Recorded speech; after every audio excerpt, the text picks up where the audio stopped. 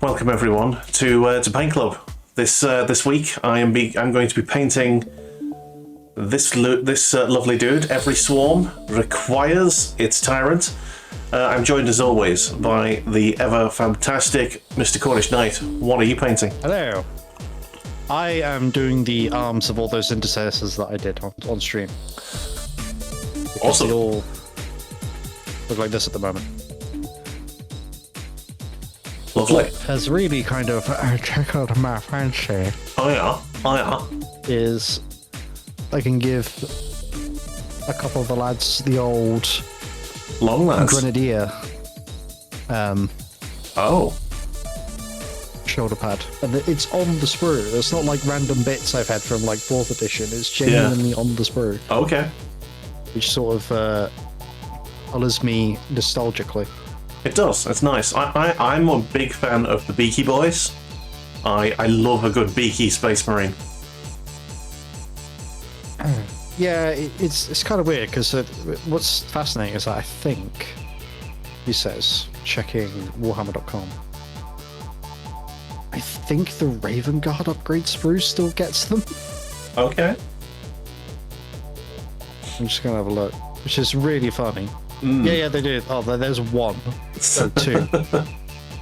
Yeah, Raven Guard Primaris upgrades and transfers, and there are 2 beaky helmets, and then I mean, I need more than a whole more bunch than of heads without helmets that are basically different moods of Gerard Way, you know, pre-2009.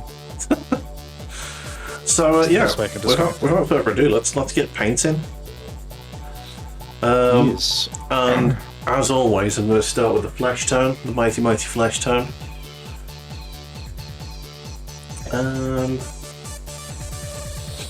It's difficult to tell what to paint on this. I'm going to actually get some references up, I think.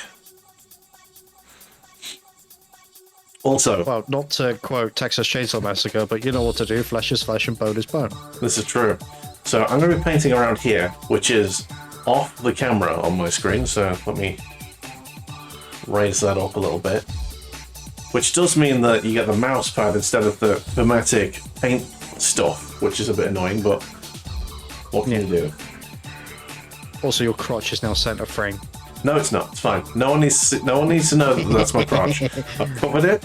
I have my modesty. It is intact. See, I'm going to get basically, I just don't know. Would you say that the rib cage there is flesh or bone? It's a lot of ribs. Ooh. This is what I'm ribs. thinking. I'm wondering whether that's going to be flesh or bone. My first instinct was bone. I'm going to go see what everyone else has done with it. So They are weirdly like skeletal for giant bugs, aren't they? they are a bit, yeah. So Hive Tyrant. I'm typing Well, in. there is an argument for them. Oh, they're not bugs because they got hooves. Shut up. Bugs can have hooves. It's fine. Okay, that is not helpful because he's done his skin in bone color. Brother, I am pinned here.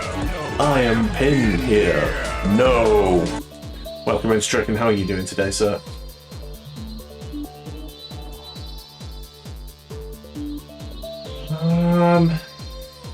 Everyone who I'm seeing has got these ribs painted the same color as the rest of it.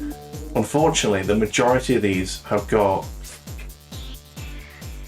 white skin, like bone-colored skin. Oh, hello, Bear. Bear's just gone underneath the desk. You got your bone there. Alright. Oh, he sat himself down. Fine. I've got a blanket under there for him, so he can just sit by my feet if he wants.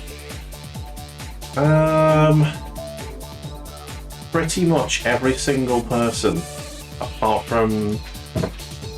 I know this person's got it's doing the same as well. It all looks like it's the same colour as the skin. Should I be different? Well, the thing is that the rib cage isn't external, is it? I mean, I guess not. It must have a really thin layer of skin over it.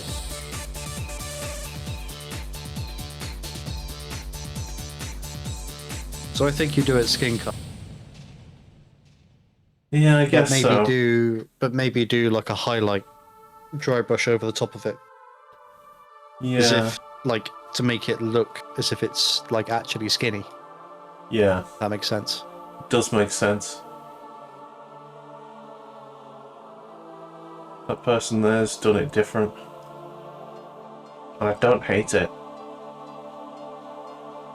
Ooh. Annoyingly, someone who's in my chat and was posting all the Eldar in your the paint club is Loranus, but I don't think he's around tonight. Okay. That's okay. So you could ask him. Ask him to post a couple of photos of his Tyranids, so you get an idea as to what non-bone Tyranid looks like. Non-bone coloured Tyranids look like. Yeah, I mean, I've got a few references here that I'm looking at. Some people, I think most people are doing the ribs the same colour as the flesh. The majority of people. Yeah.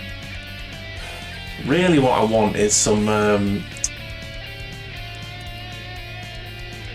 concept art that doesn't have white flesh, which is what all the concept art has got. Hang on, I Concept art. might be able to dig something up for you.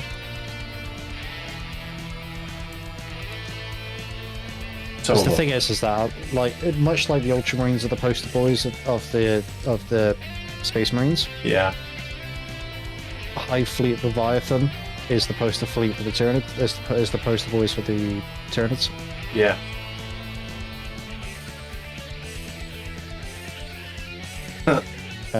It all is. That's ridiculous. Every single Hive Tyrant I can see, it's just this exact same colour scheme. Oh, Kraken's a bad choice. What about Behemoth? There we go.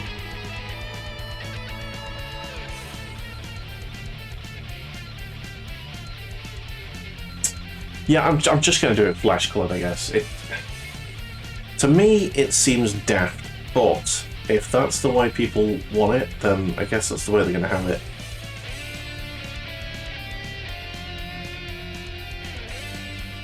I know it's gonna fuck up like your stream's camera angle of me, but have a look at that picture I just sent you on Discord, Let's have a look. just to give you an idea. Yeah. Yeah, that's yeah, that's fine. That makes sense. I don't know. It feels wrong. Feels wrong, but I'm doing it anyway. Do you know what you do? You paint it that. Paint it the flesh colour. Paint it the flesh colour. And if I hate it, I can go over it. Well, that, but when it's done and after you've done the knot, mix a little bit of it's something lilac, isn't it, that you're doing for the flesh? Dakala lilac.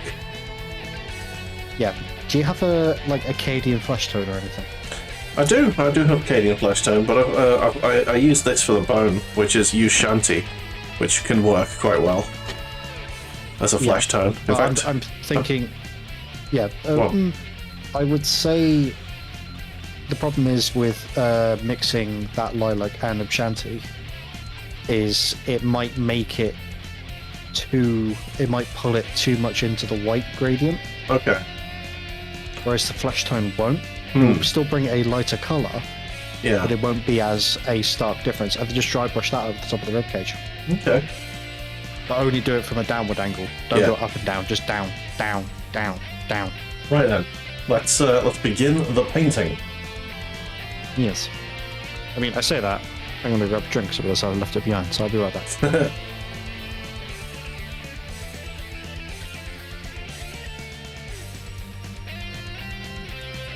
Annoying. There's a seam, but it is not seamless. It is seamed. There's a big seam. Oh, bear. My dog is resting on my leg. And the back. I'm back. Yeah, I'm unmuted. The tail, Fantastic. yeah, the tail has a large seam in it, and it's kind of annoying. Yeah.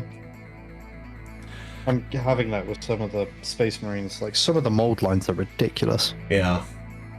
I'm not gonna lie. And also, my rattle can appears to be on the edge of dying, which is irritating. Judging by the quality of the sprays that I did half hour ago. Hmm.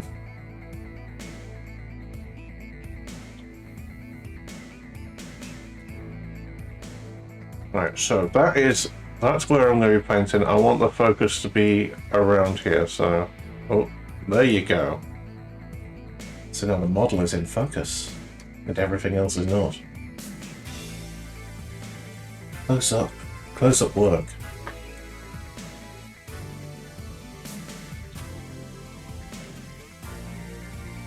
Yeah, the last few working days, I have been going through all of the Ace Combat soundtracks and picking out my favourites and adding them to this list.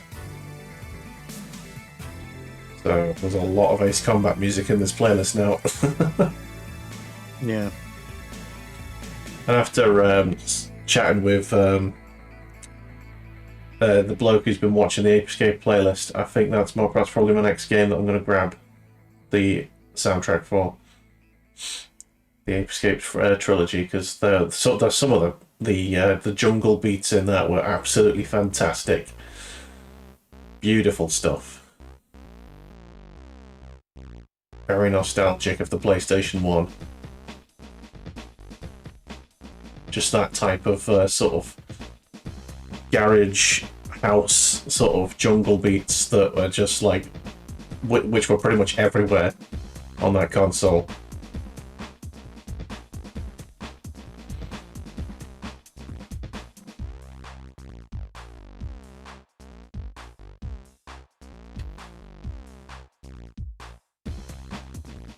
There we go. Okay. Brush. There you can This is going to need bob off onto the desk drawer for now. That can go over there where it won't stab me in the foot. This is definitely going to need a few coats this to make it look nice. Big model in it. Yeah.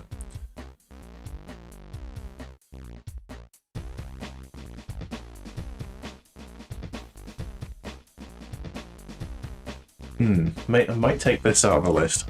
I don't know, maybe not. Fine. It's fine.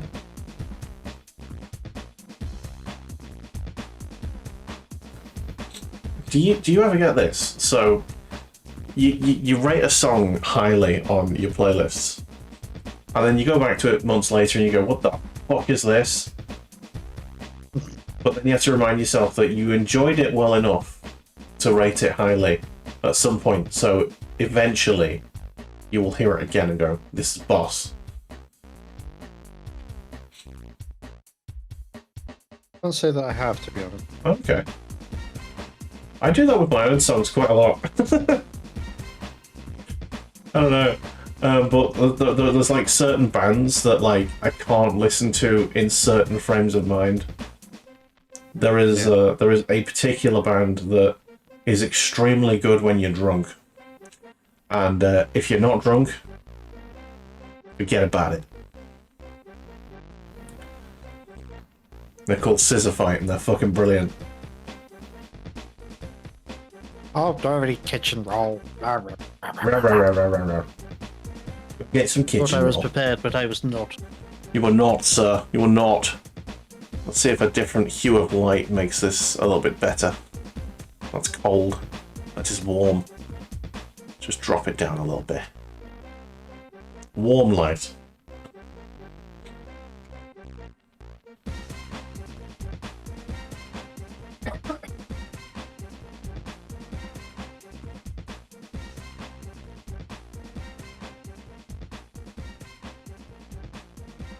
God damn it. There we go. Oh, there we go. Just sprinting to the kitchen to get some kitchen roll. Bathroom, actually, is where I keep the majority of my kitchen roll. What? Suppose.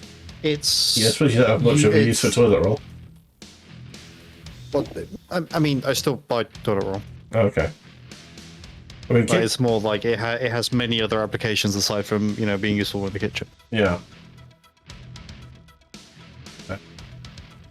I mean, and any roll is toilet roll if you're brave enough.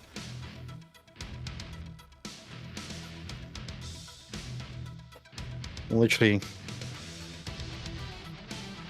Well, you say if you're brave enough, and I'm like, well, I don't really need to worry about that, do I? I know you worry don't. about Yeah. comfort.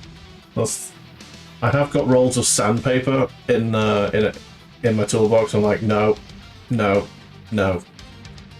I do not want to debarnacle my arse. I got into a conversation with some friends years ago about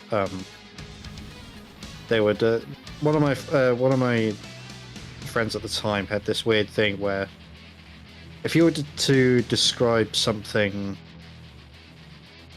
graphic, she would kind of feel it on like an empathetic level. Okay. It's that situation where every man feels when they see another man getting kicked in the nuts or something. Yeah, but this was like for anything.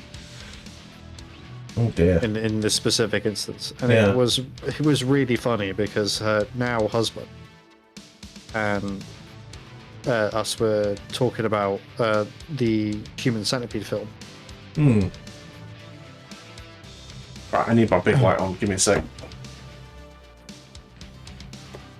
I can't see fucking shit.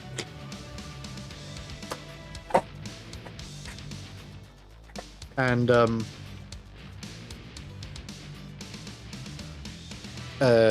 this friend's now husband was describing the opening scene of the first film. Which, this is going to get graphic, so just bear with. Content warning. Graphic shit. Content warning. Talked about a guy pulling his hog with sandpaper in the opening credits of the first film. And everyone just went, ugh! And I went, I was a split second late in kind of reacting. Yeah. And one of my friends, and the same friend looked at me and went, what were you thinking of initially? Did you not hear what I said? Or do we just react with everybody else? And I went, do you want the honest answer, or do you want the friend answer? And she was like, what do you mean? It's like, well, there are two very different answers, so which one do you want? She goes, the friend answer? The friend answer is, I zoned out and just copied along with everyone thinking it would be the right thing to do. And she goes, okay, what was the honest answer? And I went, yeah, what grade? Oh dear. I mean, it's a valid question. Yeah, and it was just like, not like a kind of thing, because at the time I was training to be a carpenter. Oh, okay. At the time. That So it's does just like, yeah, explain what grade? And it's just like, I told you it was weird. You didn't believe me.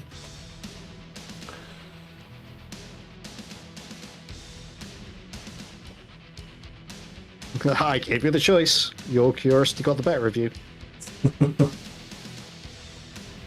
That's your own fault. I'm innocent in this.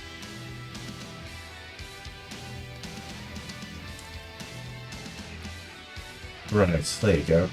Yeah, I've overfinned this paint, but it's better to overfin it than underfin it, I find.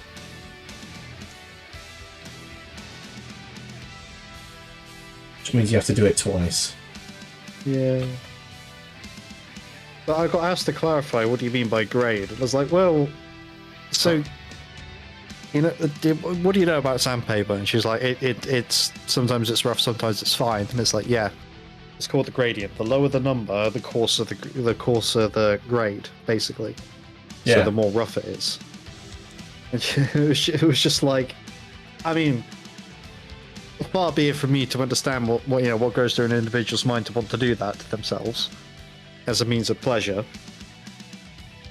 But 60, that would like 20 grain sandpaper would hurt. That's like, it's almost like gluing rock to paper and then like pebbles in terms of grade. And then you got like, you know, like 600 grade, which is like gluing dust to paper, and then that files down details. What did you think of that? Well, don't fucking yell at me. I'm not the one that made the film. Yeah, I mean, surely the person who made the film has to be held to account here. Yeah, I think they just made the grossest film they could get away with making. To be honest, like there's no it's shock cultural horror. value. Yeah, it's shock horror. That's it. I don't even think of it as horror. It's just a gore film, innit? well, it's body horror, ain't it? Yeah, splatterhouse sort of situation. So I watched one of them, and it's just like, I got through it, but it was very much a, you know, why is this happening? Yeah. What was the point of all of this? Yeah, I can't remember which one I watched. I think it might have been number 3. So it was sort of like spin-off territory, essentially. Yeah, yeah. And it was based around a prison warden doing it to prisoners in America. Like the entire prison population was put into one long thing. And it was just like, there is, like, I get it, it's supposed to be like maximum security or whatever, cyber prison, but like at the same time, you just wouldn't get away with this. No. As shocking as American prisons are sometimes. Yeah, I mean... There is no way in hell someone wouldn't have cottoned on. I mean, some of the stories that are coming out of America at the moment are pretty horrific, but not human centipede horrific. Not yet.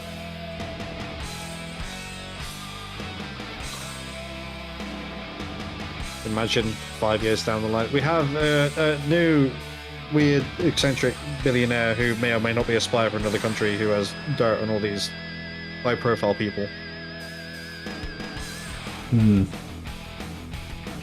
Joyful.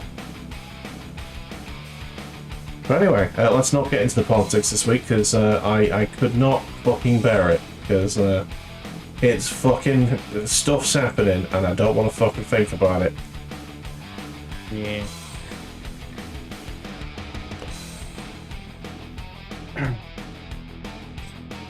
So have you been playing any games, any good games this week?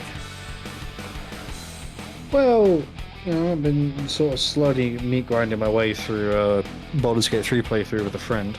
Oh, nice, nice. Because he said he's played the intro about 4 times, but that's as far as he's gotten. So, okay. I was meant to play with him today, but task paralysis was the thing. Yeah. Yeah, I didn't. I never completed it. I got to it's somewhere. It's worth trying to finish it at least Yeah. once. I mean, I got to a point where my character couldn't just do any of the stuff that it needed to do. How do you mean? Well, I couldn't get to the tower. I tried 4 or 5 different. Huh? Moonrise Towers? Don't know the name of them. Just tower where surrounded by Field of Death, and couldn't make it through the Field of Death. I tried like 4 or 5 different routes and gave up. And then went looking for things to do to level up. Ended up in the Gif Yankee Sanctuary and soft locked myself.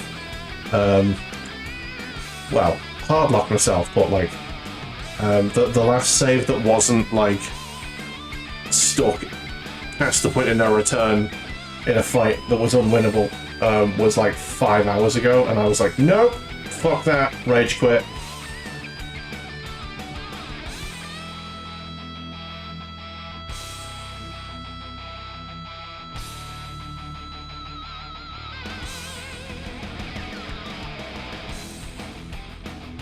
So yeah, I have made a new character, and he's not shit. But yeah, I'm never playing a wizard again on that game. Wizards sort of really the problem with wizards is that they sort of really come into their own. I'm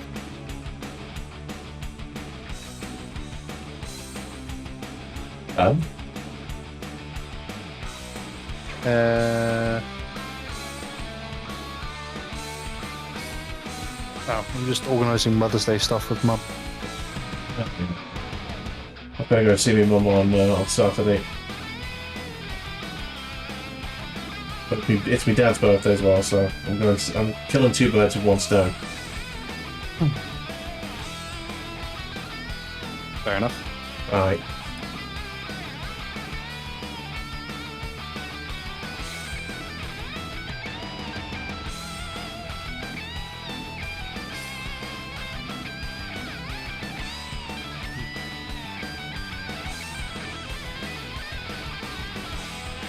Okay. I believe that's all we can do with that paint. There you go. Tail and one leg. Done. So far. Right. I've run out of tea, that's annoying.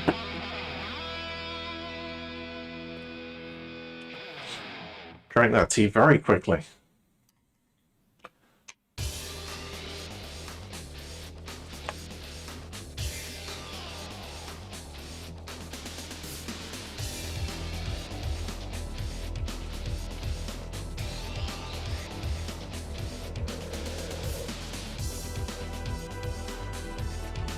Yeah, I'm still addicted to Darktide. And good. It's very, very good. I've now got my my Psyker to nearly level 30. I might have gotten into actually level 30 now. I'm really enjoying the Hive Scum class. That is very good. Oh, you bought it, did you? Oh yeah, of course. Did you buy the Arbites? I did.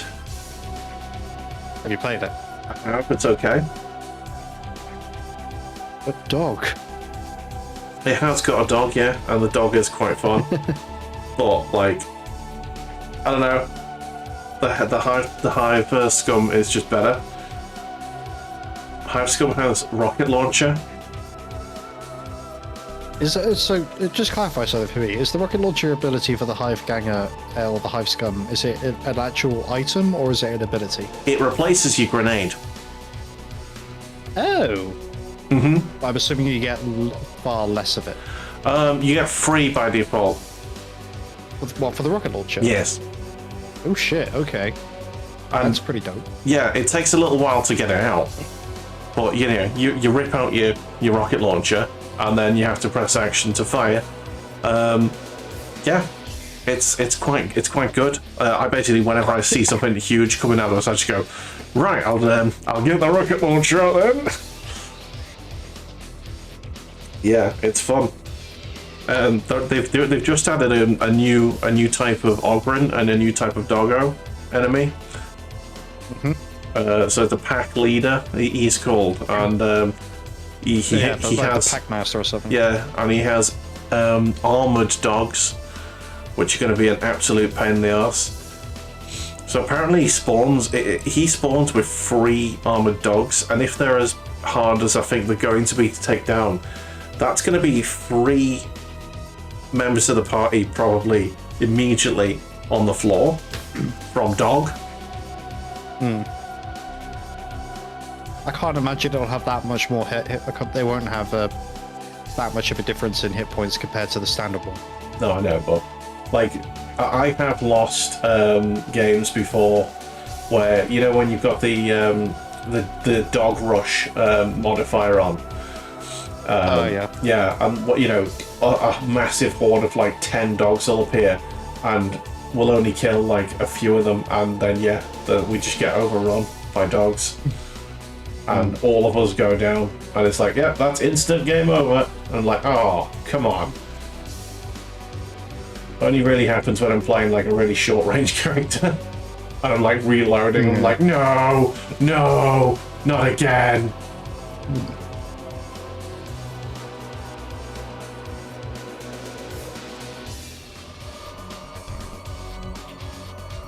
Yeah, I am unsure if I'm painting stuff correctly right now. I'm just painting the majority of it in this skin color and seeing what it looks like. I may change some of these sections to like the more fleshy color. Not sure yet. Have not decided. Classic. Fantasy 7 bike music. Well, it looks the thing, so I'm going to need an early night on Friday night.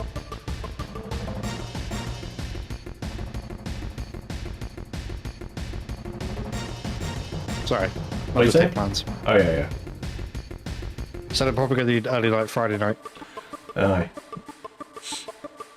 Yeah, I'm not gonna tell you how much sleep I got last night because you would hate me. Yeah, I got about 5. 5 for me is a really bad night.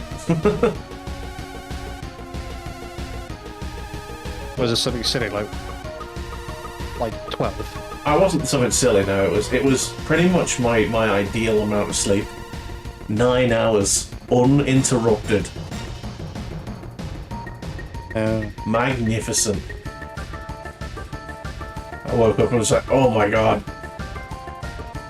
I need to piss so bad.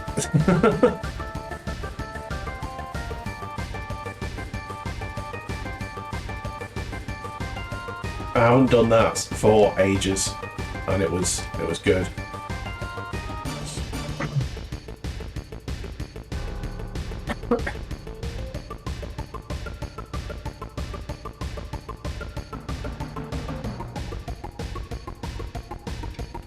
God damn it. I'm trying to figure out how to get all of these crevices. This is why I like to sprue paint, damn it. Sprue painting is the way. Heresy, you know. I got excited and I wanted to get my armies put together because I thought I was going to fight with it, but turns out I didn't. Was that this weekend just gone? You're supposed to fight? No, it was the weekend before. I bailed because I wasn't feeling great. Ah, fair enough. Yeah. Had an off day. But yeah. Also, I cannot imagine trying to move my army anymore. It's too big to just put in shoe boxes. I need a solution to like moving the army about. Otherwise, I'll never play with it ever again.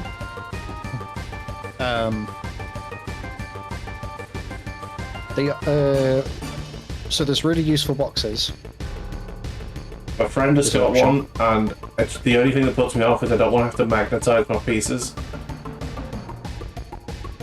Well, yeah, you can magnetize the inside of the really useful box if you want. You don't have to.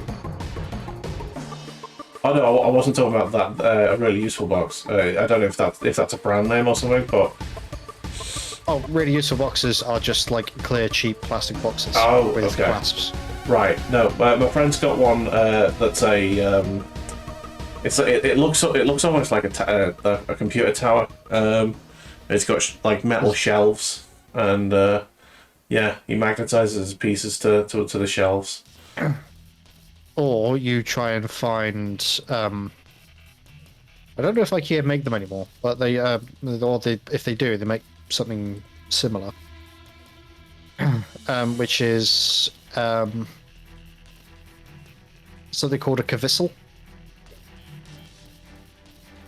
And they come with a couple of trays, but for example, you could. But there's also like a carry case that will actually fit a cavissel inside it, and you can wear it like you can either carry it with a handle, or I think some of them you can wear like a backpack. Okay. Away you go. I don't know, maybe, but yeah, I just need a solution that's going to keep the models safe, but not have to force me to get magnets and glue magnets to the models. I don't know.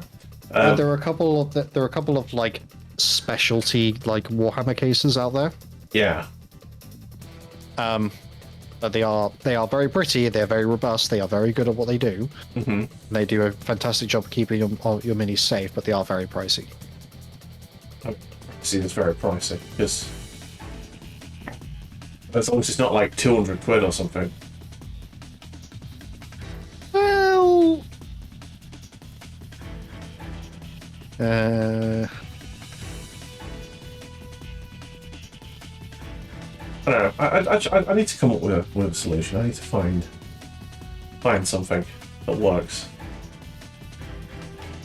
Because like I've seen the foam ones, and whilst they look useful for like battle line and stuff, getting like one of these bigger models in one of them is going to be a pain in the dick.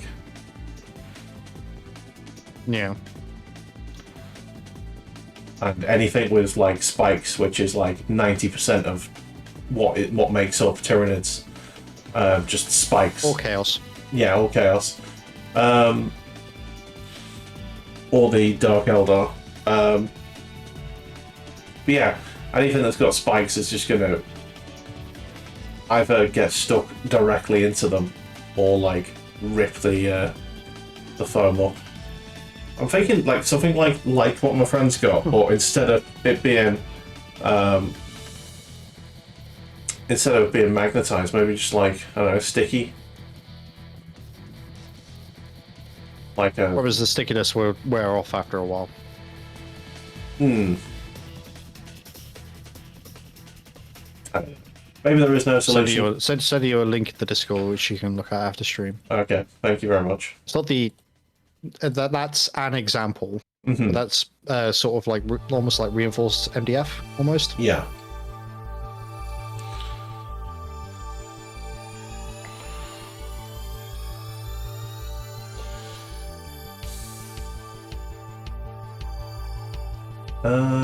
Right.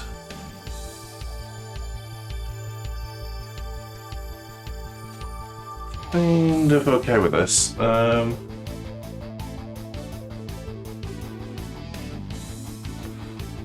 Oh, this is quite cool. The underside of the Hive Tyrant's plates looks like it's almost like fungus that's like attaching it to it's like a the inside of a mushroom, like attaching it to the rest of the model.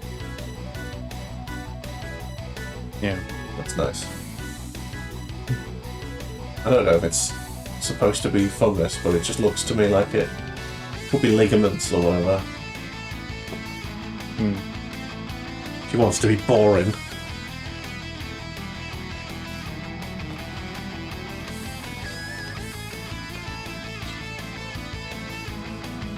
Okay. Oh, twat. Twat. Yeah, me. Clicking all the wrong buttons. So that's where I'm up to at the minute. One of his arms done now. So the body.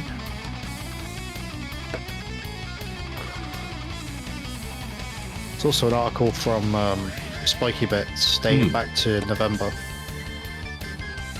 which sort of goes through a whole like 40 different ways to make carry cases. Okay. It's very useful.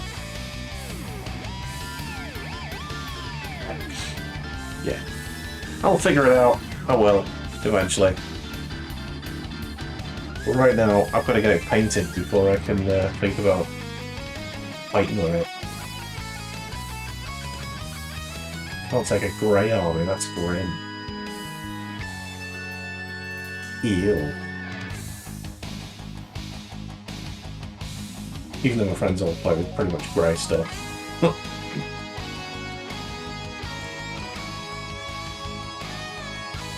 Well, not to be rude to your friends, don't they also change armies frequently?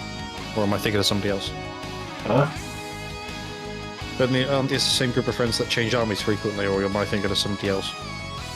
I don't think they change armies that much, but one of my friends lent me one of his armies to play with him. Oh, okay. Yeah, they don't exchange or anything.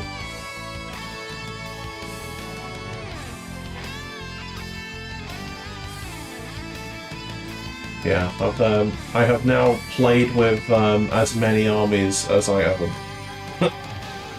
I've played with other people's armies as many times as I've played with my own, I should say, sorry.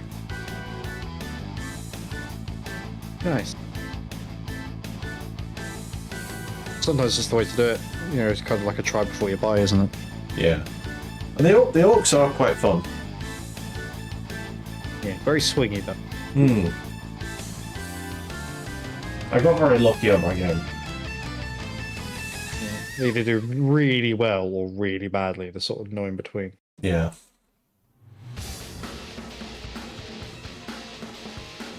We did well. To be fair, the game I had was kind of in between, because I did quite well, but like we still came out quite stalematy. Like we were probably going to lose on points eventually, but we absolutely obliterated most of his army in like one turn.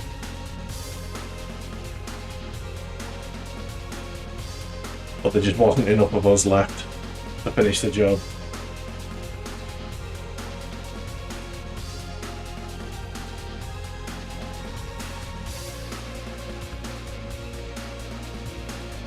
Gaskell was still on the field, and he was kicking ass. Yeah, but it's Gazgul. You kind of expect him to do that, don't you? True, true. If he's not kicking ass, then something's gone terribly, terribly wrong. Yeah.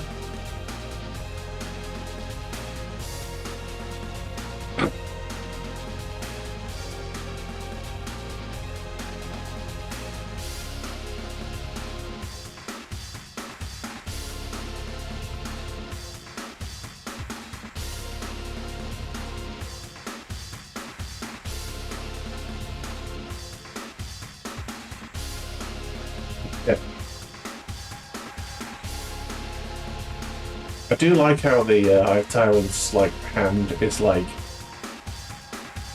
melded to this sword, like almost grafted. Yeah, they're not equipped with them. They're grown with them. Yeah. In pods.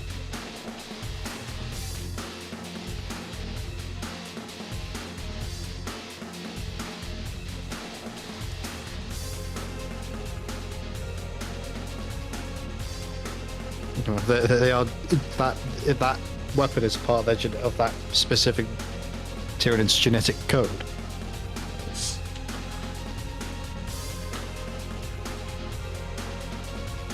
Makes you wonder if you ripped it off, would it grow it back?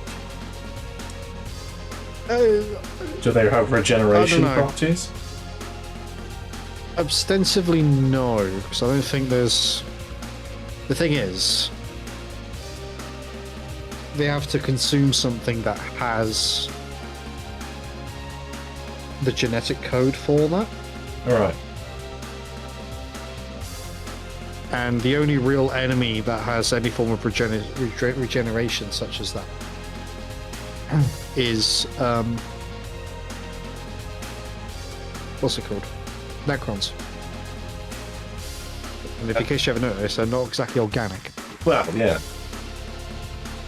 I don't think that they've got regeneration so much as they just repair themselves with nanotechnology. Yeah. It's due to the nature of the metal that makes up Necron bodies. So you could argue, yes, it's organic metal, and yes, arguably they could get some form of coding from that.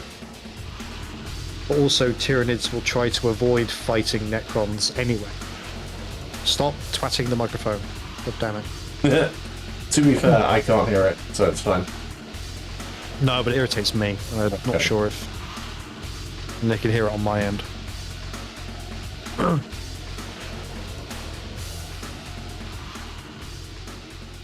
yeah, like the thing with Tyranids is that, while there are like loads of, like a planetary invasion, they are still very animalistic. Yeah. So they won't pick a fight. They know that they have a low chance of winning, or a low to no chance of winning. I mean, for me, the reason why they wouldn't go after Necrons is because the Necrons don't smell of organic life. That's what that's what they feed on. Well, yeah, that, and they're pulled by psychic presence. Mm. And Necrons don't have any. Yes, they've got like them dampening fields, don't they? Well, no. You need to be alive to have a psychic signature. Oh, right, okay. And they're not alive. Not in the biological sense, anyway. Hmm. I mean, arguably, 90% of the Necrons aren't alive if you're going to go by that definition, because the only ones... I mean, if you go by the definition of, like, having sentient thought, then yeah, like, 99% of the Necrons don't have a signature. Yeah. Because if you're random peasant 8,000,003 within the Necron tier empire at the time of the biotransference, you're a Necron warrior. Congratulations. That's it. Oh. You have no personality matrix. You have no free will. Yes, or anything like you that. did not pay the premium expansion, the premium upgrade to have personality. Yeah, exactly. Like, the only people like, it was determined by presumably the Catan when they tricked the Necrons into the biotransference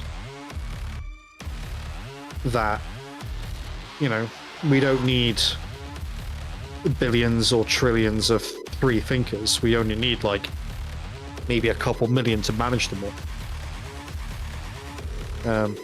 But that being said, there used to be a type of Necron that was a blank. I don't know if it's still kicking about these days.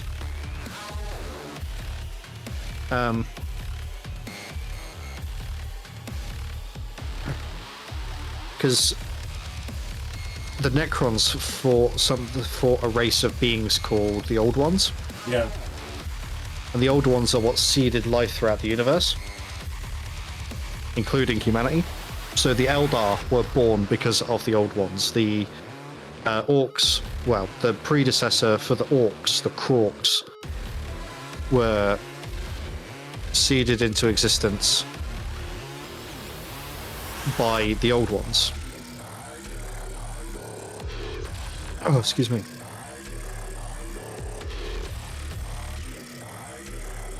And to fight the Necrons extensively. Because the kind of big deal with the Necrons is the Necrons lived on a planet, but the problem, well, they started on but their home system the star of their home system had a fatal flaw, and that was it gave off really harmful radiation that the planet's atmosphere couldn't filter. Yeah. So the Necrons here ended up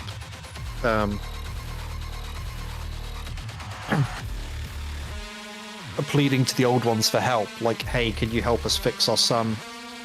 The radiation damage has become so extensive within our race and culture now that, it's literally written into our genetic code, and the Old Ones refused to help, citing, like, yes, we may have created you, but our sort of philosophy is, once life becomes intelligent, we don't touch it.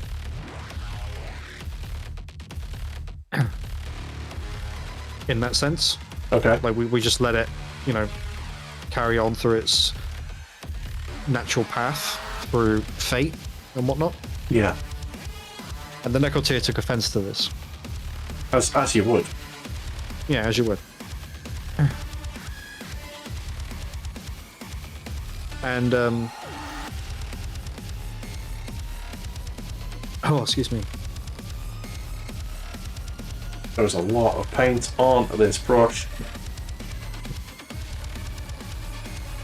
So upon like trying to figure out how to get there, like at this point they become interstellar. But again, as I said, the damage, the radiation damage and stuff like that from their sun was so ingrained into their DNA now that even Necrons who were Necrons here that were generations removed from settlers, Yeah. from their home planet, was still experiencing the effects. And, and you know how radiation plays out. It doesn't stay in one place,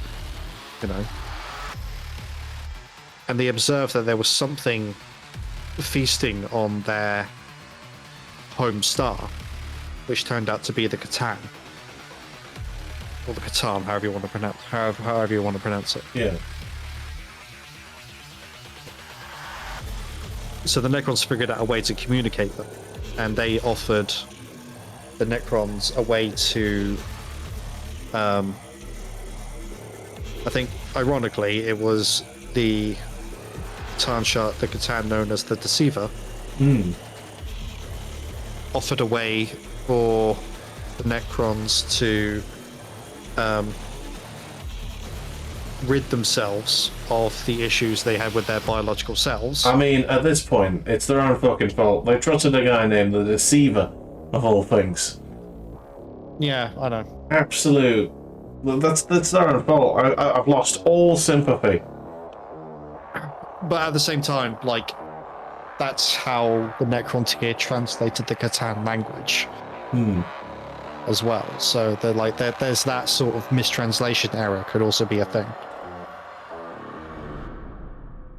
So the Necrontyr developed bodies for the Catan to inhabit because they were purely spiritual beings. Right. So they did that, gave the Catan bodies, and then the Catans and the Necrontyr went to war with the Old Ones. And in response, the Old Ones created the Krorks. Yeah. Now, Orcs in current 40k, when compared to their ancestor, the Krorks, it's like comparing Timberwolves to Chihuahuas, with current Orcs being Chihuahuas. Okay. Because Krorks were intelligent, and I mean like actually intelligent. And they were like, the size of Ghazghkull? Yeah. He would be considered a runt of the litter compared to like your average Krork. They have devolved incredibly. Yeah. Just by design. Well, that, and also, without the influence of the Old Ones as well. Yeah. Because, like, the Old Ones were genocided effectively, almost to extinction. No one knows what's happened with the last remaining handful.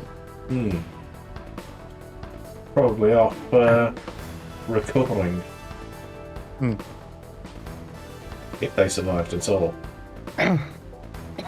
Yeah. So the Old Ones created the Krorks to fight on behalf of them against the Necrontyr, because they were like, we're getting fucking murdered, just straight up murder. We need shock troops to stem the tide. Yeah. So they created the Krorks, and these are orcs that would wear power armor that's better than anything the Imperium has ever made. Yeah. Like, it was god tier effectively compared to what's around nowadays. But the Odd Ones also created the Eldar to fight chaos. Yeah. Specifically because of their psychic abilities. I mean, in many ways, humanity has also devolved horrendously from their golden days. Not like Which golden days are you referring to? You're referring to like the Horus, like the prelude to the Horus Heresy era, or are we talking the to golden age of technologies where like STCs were a thing. Oh yeah, like men of iron, men of gold sort of thing. Yeah. Yeah. Why still like this is how the irony in the Warhammer 40k universe is so incredibly sweet, right? So the Adeptus Mechanicus, they revere technology. They don't really innovate because their fundamental like religious belief is that all knowledge already exists. We just have to find it. We don't need to like try and develop the process to develop the knowledge. We just need to find the knowledge. It's out there. Their like most revered and most holy ship, the Speranza. Oh, but the other thing, they hate AI. They would hate standard template constructors. Yeah. But they revere the standard template constructs because they are two different things despite having incredibly similar names. Yeah. So the constructors are like basically a magic 3D printer where you would ask it, you would put in a problem, it would output a solution, and then you would build whatever solution it outputted as a standard template construct. Yeah. The constructs are the templates that the constructors made. Now, because of like 40k's absolute abhorrence of artificial intelligence, or abominable intelligence as they call it in universe. Yeah. The Adeptus Mechanicus would hate standard template constructors and the AI that's associated with them. Their most holy ship, the Speranza, is a standard template constructor. It is AI. Yeah, they just don't know how to use it, and that's why they've not. They don't know. It's a standard template constructor. That's the irony. Yeah. They just think it's an incredibly advanced, like, forge. Like, it's a forge ship, I think it is, or something like that. Yeah. But they just don't know that it is. And it doesn't, the Speranza, the AI of the Speranza just doesn't communicate with it. Yeah. Does the AI know that they would fucking lose their shit? Probably. Yeah. So it just keeps stum, it says nothing, does nothing. Yeah, it's just like, well, they keep saying they want. It's like, oh my god, it's like an Alexa, constantly listening. It's like, oh, they keep saying they want this shit. Oh, look, this shit just appears. There you go. Way. And they're like, oh, praise the Omnissiah.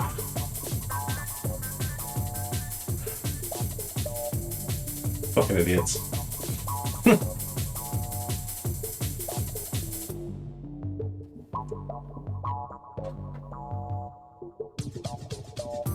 Oh man. Still trying to figure out what is going to be what on this model. Just painting everything pink and seeing what happens. Yeah, here we are.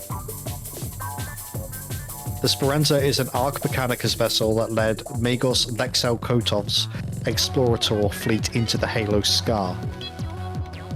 A massive vessel the size of a continent, it houses vast manufactoria that makes it more of a mobile forge world than a mere starship. The vessel possesses an ancient machine spirit that is far more advanced than the rest of its kind. Even linking with the spirit risks one's mind being consumed wholly. The vessel was discovered by the Mechanicum by accident at the forge world of Palomar. After extensive explorations, it was revealed the vessel was incomplete. Lexel Kotov led the effort to complete the vessel. When activated, the vessel's machine spirit unleashed a birth scream that saw the entire world of Palomar destroyed in a radioactive hellstorm. This machine spirit had become a Gestalt entity. Gestalt entity, absorbing the many machines that made up its new structure. Complete with a deposit of knowledge from the Dark Age of technology, the Speranza was equipped with radical technology including temporal and black hole manipulation. Kotov used the Speranza as his new mobile forge world, and it was the flagship of the Kotov Crusade to discover Veticus Telok's lost expedition and the mythical Breath of the Gods. In its final stages in the battle against the now mad Veticus Telok, who was attempting to reach the Sol System to destroy it with the Breath of the Gods, the machine mind of the Speranza sided with Kotov and rejected Telok's attempt to take control of it. The ship was one of the few Imperial assets to survive the Kotov Crusade and return to Imperial space. It is... It is. An AI, like it's a geostat, it's a gestalt consciousness. Yeah. It is AI. It is sentient.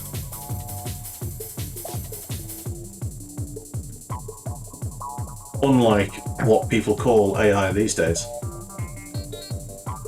Hey, greetings from Sweden, Tigru. How are you doing, mate? Welcome in. Greetings from the UK. Can I ask a question? Go on. Did you actually turn share channel? I thought I did. Did I not?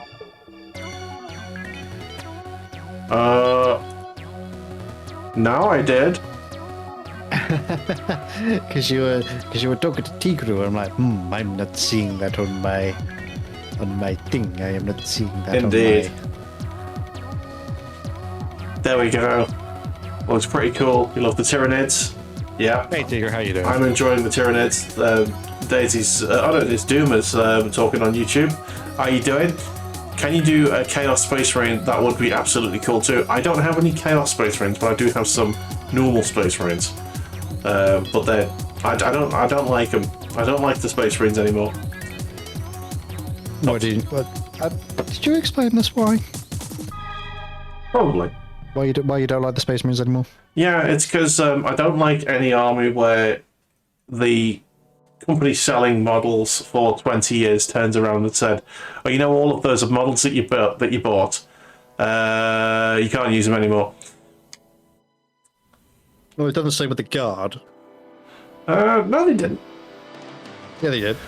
All of my my shock troops are still fine.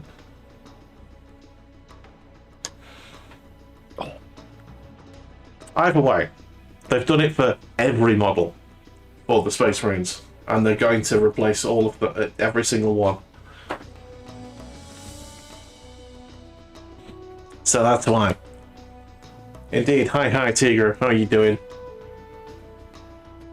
Right, so far so good. That's all of the flesh done. Well, let's say flesh. That's all of the skin tone done. The mighty skin tone. Next. Ooh.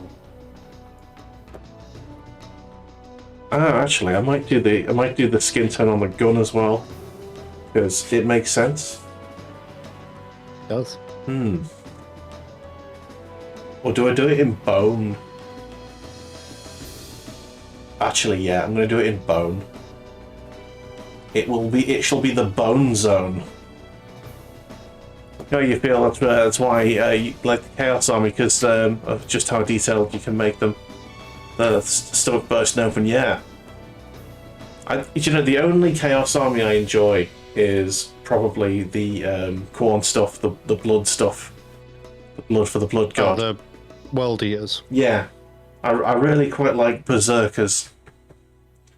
But, yeah. Papa Nurgle has his place, I suppose. If you actually feel any better, I'm assuming this person's talking on YouTube, aren't they? Yes, this is on YouTube. I was like, hello, I'm the Cornish Knight. I'm not streaming on YouTube, but you can find me on Twitch. The same with Bula's stream as well. He's also streaming on Twitch. Indeed. I am doing a Space Marine army at the moment. Hi. And I am doing them in the livery, or I am doing the reconstituted Soul Drinkers chapter. Soul Drinkers. So, and the OG lads, long before Primaris came along, were they went Renegade. And they were a fantastic set of books. Yeah. If you can manage to get hold of them. Oh, I know GW keeps doing the omnibus. Or tends to keep the omnibus for them in stock, or at least it does a print run of them every now and then. Hmm. But if you manage to get a chance to read them, I thoroughly recommend that you do. You know what? I've changed my mind. No. Not bone. Not bone? Not bone. The sword will be bone, obviously, because it's a bone sword. Oh yeah, the sword, yeah. The bone, the sword should be bone, because, you know. But of course. But also, I can't see if you replied to me, because I don't have YouTube. Not yet, not yet. No reply just yet. Yeah, I was sort of really umming and ahhing as to what to do, because I thought I was sort of leaning towards Imperial Fists or Black Templars to begin with. So I thought I might as well do I could go back and pay homage to like my first Space Marine army, which I don't know what happened to it. I'm not gonna lie. Dumas has responded. He says, I've read pretty much most of the books and lore besides just a couple that I just haven't had the time to read. So he may well have read of those. They are an old series. Yeah. I'm audio booking my way through the Horus Heresy at the moment. Nice. But yeah, I'm still on book 3. Sort of taking a mini break this week to go through video game soundtracks to bulk out this playlist. What is playing now?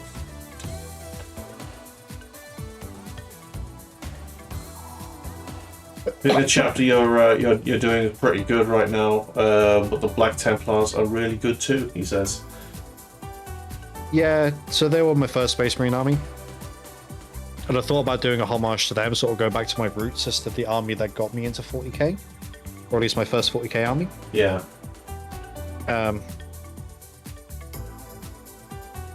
But then I was like, I was sort of talking it with a couple of friends, and like I'm really sort of struggling as to what to do with my Space Marines. I'm not gonna lie. Like, what do I do with them? Like, or what do you mean? I'm like, well, yes, I can make them my own chapter because my friends and I, we play casual and a bit more of an emphasis on sort of role play and thematics, as opposed to what's the meta list this week kind of play. Yeah. And I just so I kind of just threw stuff together into an army list on a army builder, and went, yeah, I kind of want these. So that's what I got. It's just about halfway through the Horus Heresy, apparently. Fair enough. I've literally just started.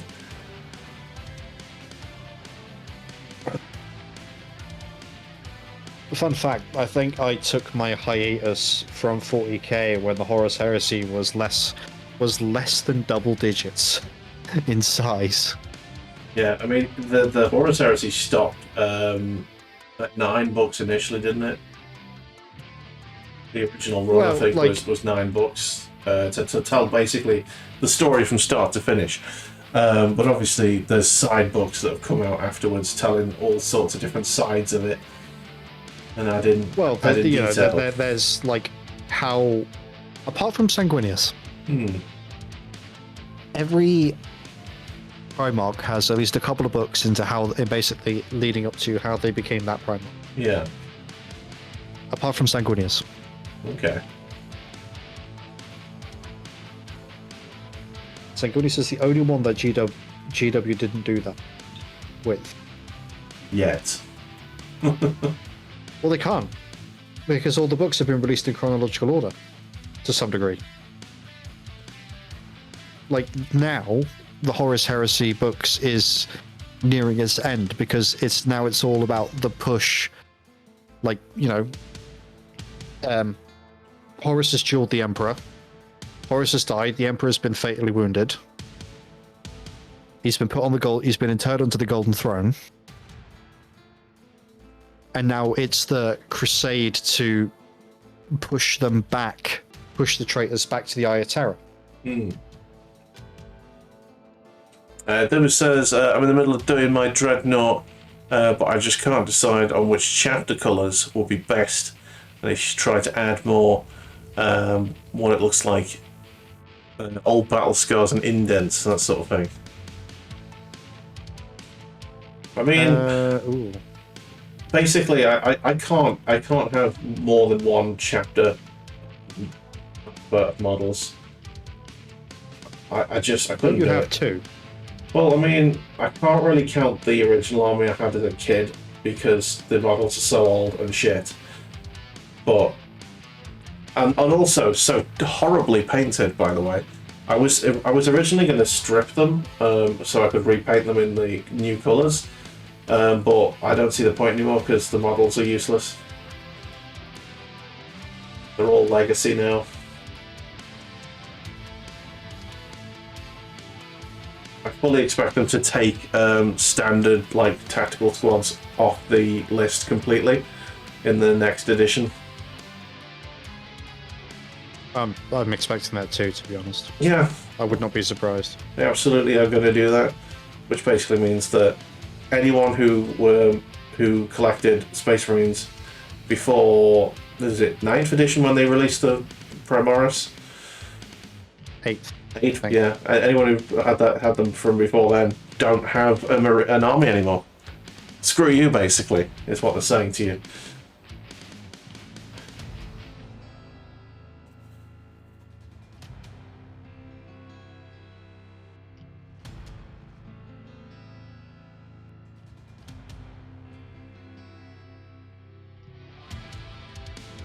How do you feel about Primarchs coming back? Don't know. I don't really have much of an opinion on it because of, I don't know. I think that the most senior character I've got is Marnius Calgar. Yeah. But Oh, trust me, he's still kicking about. I'm sure he is, like, but No, he is. okay. But it doesn't really interest me. Honestly, Space Marine lore is the least interesting lore, in my opinion. I am very bored of it.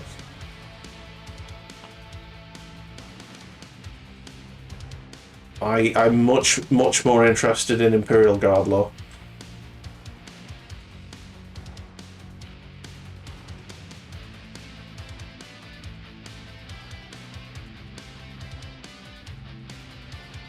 But that, I don't know. Am I in a minority there? I don't think so. No, I don't think so. Like, there are people who have been playing Chaos since they started collecting. Yeah.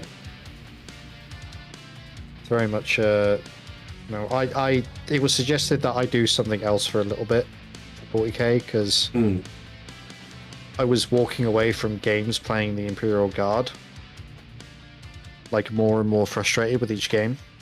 Yeah.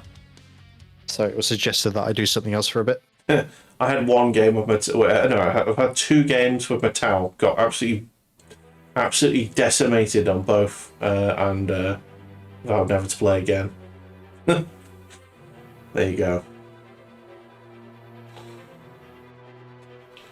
I guess the bright side is, at least with Space Marines now, when the new edition comes out, I won't have to wait that long for a fucking codex. Yeah. No, you're not. If someone's playing in one army for so long, it gets boring. Yeah, that's true. That's why I've got the Nids, man. I've got the Nids and I've got the Tau. I'm definitely not bored of the Tau yet. They're still very fun for me. I think the other thing as well is that when it came to the Guard I did Space Marines initially, and then I switched to Imperial Guard, and then I took my hiatus.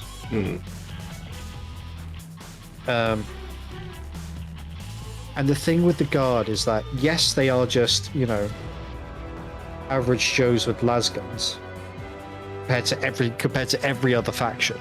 Yeah. There's so much tactical and like list flexibility that you never really sort of run the same Guard army twice. Really. Not in the same way that you do Space Marines. Yeah.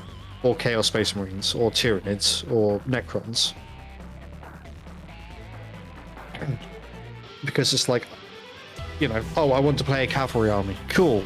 60 cavalry models will run you like 1,500 points, I think. Aye. That's a lie. Probably closer to 1,000, but, you know, if that's like the main staple of your army, then go for it. Yeah. You know, you can do that. I've got a list built that I've been trying to put together for Yonks now, which is literally called my armored cavalry. And it's not because like is the majority. You're right, Fraggle. Hey, Fraggle. Put them all in a pan and heat them up, melt in them, then let it set, and you got a 40k blob of doom. The gelatinous cube of 40k. Oh man, how you doing, Fraggle? Hope you're doing well. Do that with like a squad of orcs, just melt into one blob and go, there you go, that's my squad. Hey, it's an efficient way of transporting them. Yeah. Oh man. But yeah, this armored cavalry list is literally 3 Cadian Castellans in 3 Chimeras to give out orders to the troops. 60 cavalry, and then as many sentinels as I can cram into one list. That's the whole list. I fucking hate sentinels. Can't stand them. Gotta go. See you later. No worries, Jervis. Thank you very much for popping in. They are gonna get better when the Crucible of Champions stuff is actually released fully to the public. Are they gonna look better, or are they gonna still look like fucking shitty AT-ATs? I mean, I'm not gonna lie. I feel like their current design is an improvement over the old one. To be honest. I mean, very possibly, but because I haven't really looked at them in years, because I just I'm literally not interested in them. I might have to have a look and see if they're any better looking than they used to be, because they literally used to look like fucking shitty AT-ATs. Oh yeah. Oh yeah. Oh god. Yeah. Yeah. They did look like, you know, 80 knockoffs. Mm-hmm. I also want to point out for the captions, I said AT. Okay, well, not 88. No, or 18. No, the captions put like 88, like the number. And I said 80. Yeah. Again, fuck it. Fuck you, captions. He's trying to mask the fact that he wants to say Heil Hitler. Shush you. Oh, dearie me. Like, I'm being clever about it. Oh, no, you're not. Yeah. What was I going to say? I have no idea. Like the size difference between the old Sentinels and new Sentinels is considerable. Yeah. And I think that's a good thing. Okay. I mean, the old Sentinels. But with the Crucible of Champions, okay, you can make. So basically, the Crucible of Champions gives you a bit of flexibility to create unique units. Okay. So, for example, you could take a Dreadnought as a character. Right. Even if your army has no Dreadnought characters, because none of them do apart from the Space Wolves. Okay. And you can turn it into a Chaplain Dreadnought. Can I make a Sentinel into a Commissar? Not a Commissar, but an officer, yes. I want a Commissar. I want to give a giant Commissar hat to my Sentinel. Yeah. But you can now make Sentinels officer models. So they can give orders in the same way. But because they can lead that unit, you can give all of their weapons sustained 1. Sweet. And if you're running the best attachment, Born Soldiers or Combined Regiment, that's sustained 1 and lethal hits on any when it comes to Sentinels. You get sustained 1 and lethal hits on all infantry and all vehicles and monsters. Nice. Yeah, which means if you have a really good roll, suddenly that 3 Sentinel squad of las cannons, all of a sudden, the las cannons only get 1 shot each. You might explode and have anywhere between 4 and 6 instead. But because it's a lethal, anything that rolls a 6 as well as having sustained, that 6 generates a lethal hit. So no need to roll to wound. And you generate an additional hit, which you do have to roll the wound for. Okay. So all of a sudden it makes your Sentinels really punchy. Nice. More than they would normally be. Yeah. That sounds... Or you can now make cavalry officers to attach to your cavalry that aren't the Lord Solar or the Lord Marshal. Okay. I think we need to come up with more names that don't have Lord in front of it. True.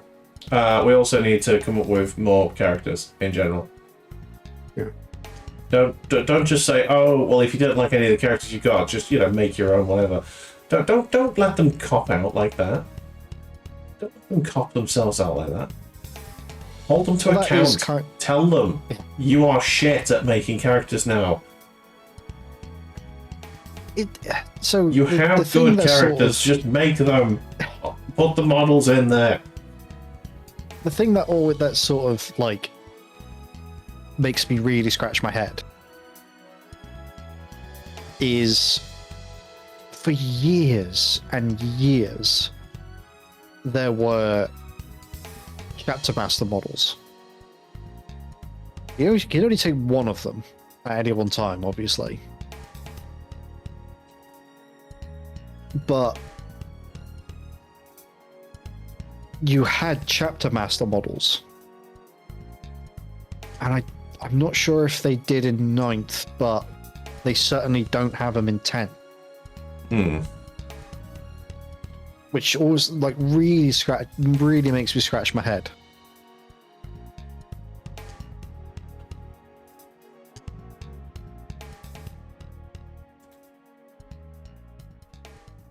Because I think you should. Right. But you just treat it as like an unnamed epic hero. Or just name them. Well, I mean, in terms of using the datasheet. Yeah. I don't know. I feel a bit aggrieved that all of the decent characters for God are either dead or lost in the warp somewhere. For who? Sorry? You got breeds the proper breed, not Ursula. Yeah. And you got Yarrick, who's fucking boss. You got there's Typhus Kane. I'd like a model for him, please. That'd be nice. Hasn't he retired? I don't give a shit. Bring him out of retirement. He's not dead. Put him on the battlefield. Or give me a character that is as cool as him that does the same shit. I basically want a badass commissar that doesn't have to roll with a squad. Is that too much to ask? I don't want Gaunt's Ghosts, because everyone will just say, oh, you're a metagamer, and then, and then I'll have to, paint them wrong, which just feels bad. I still want to get a hold at some point and get Gaunt's ghosts for the sole reason of they are Gaunt's ghosts. You know, they were the novels that got me into the Guard. Yeah. More than anything. But I know a lot of people take them as like uppy downy shenanigan, you know, backline objective bullshit. Yeah. And it's okay, I guess. But like, I have 2 models of Minka-Lesk. One of them is not a centerpiece. One of them is decorative. Like, she sits on my shelf and she doesn't leave it. Whereas the other one I made from spare parts from the sprue for her little commemorative figure. So she's now one of my Castellans. Nice. And I'm running Cadians. Yeah. Because she's just unique enough. Like, arguably, I have 3 Castellans in my Guard army. None of them are the original, like, little box thing that GW sells. Yeah. None of them. In fact, my first one was the old Creed model. Was Lord Creed, not Lady Creed. Lord Creed. I do have Lady Creed. I haven't really used her, but, you know. Wow. I don't know. I've got no love for that character. I do think her name was a cop-out, I'm not gonna lie. Yeah. Like, that did feel like... I don't want to be... I'm gonna have to be that guy a little bit. Oh no. But it did feel a little bit of a cop-out to be like... It felt like... Oh, okay, it felt like a bit of an overcorrection in equality. We'd lost Lord Erixar E. Creed and gained Lord Castellan. Ursula, I don't know if she has a middle name, Creed instead. It felt like a bit of an overcorrection. It's great that we get a female model, a female leader for the Guard. Fantastic, love that. But why did it have to be that one? At least her name feels like a bit of a cop-out. Yeah, the name isn't the thing I've got a problem with. Just... she's a bitch. The thing she fucking does. No, I'm not into her. I'm not having it. What thing? In the lore, she's just an absolute monster. Tyrant. I just cannot... Can I ask where you heard that from? No. Why not?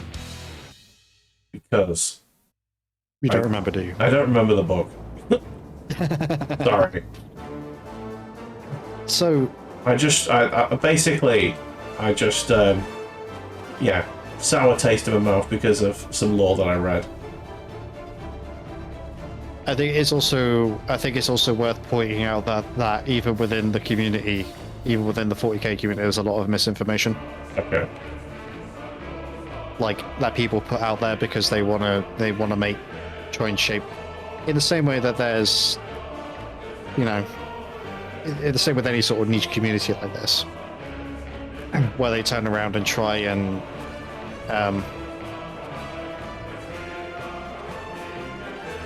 retell the lore in a way that suits their beliefs. Okay. So there is a very, very small, unfortunately sometimes quite loud subtext of the 40k community, which doesn't want women playing at all, doesn't want women involved at all. I've got nothing at all, you know, against having a woman guard character, but I don't know. But the thing is, it extends to the point where they deliberately try to put certain characters, particularly new ones who are women, in a bad light in an effort to try and dissuade women from enjoying the hobby. Yeah. So that there is that, like, minutia to consider as well. Fair enough. I'm open to change my mind. You know, if I read better things. Yeah, we'll see. If it was like a review of the book Creed Ashes Arcadia, it was a strange book. Yeah. I'm not going to lie. I've sat down and read it. It is a strange book. But I think a lot of it, especially with how Creed is acting, is that she suddenly found herself. You know, she's received the news that her father is dead. Yeah. Or is missing, presumed dead. She's found out that her homeworld, at the same time she's found out her homeworld has been destroyed. Mm-hmm. And she's been made Lord Castellan, the title that her father gave, that her father held, and she doesn't feel that she's done enough. She's not as accoladed as Creed is, Okay. the original one. So there's a lot of like internal grappling in the book of her trying to come to terms with all these things. And then, because Trazyn is an asshole, I want to say that's Trazyn captions, not... Yeah, that'll do, that's good enough.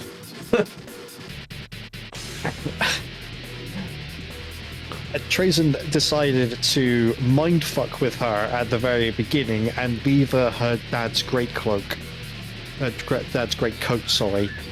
on her bunk in a war zone that was millions of light years away from Cadia. So you've got a Necron meme lord playing mind games with her. Necron meme lord. He is a meme lord. Oh, dear me. Trazyn is like... If Zinch was cool. Because he is. He's a fucking stamp collector. Yeah, but he just collects things throughout history. He sent a letter, like an actual like pen and paper letter, to an inquisitor she had been trying to track him down to get rid of him because she was a member of the Ordo Xenos, right? Yeah. He sent her a letter, like outlining his delight at the fact that he needed 3 regiments of this particular guard. So you know how Cadia doesn't have 1 regiment, it has like hundreds. Yeah. This planet also does the same thing. It raises like loads of regiments. Yeah. So you'll have like the first planet named regiment, the second planet named regiment. And Trazyn sent a letter to this inquisitor basically saying, thank you ever so much. You know, I'm really, you have no idea how overjoyed I am at the fact that that you somehow knew that I only needed 3 regiments from this one planet to complete my collection. And imagine my delight when you sent me 5. Here is a small token of my esteem. And inside this box, along with this letter, is a cube, right? This cube is a Tesseract labyrinth. So she touched the cube and has been sucked into that labyrinth. And she'll never leave it.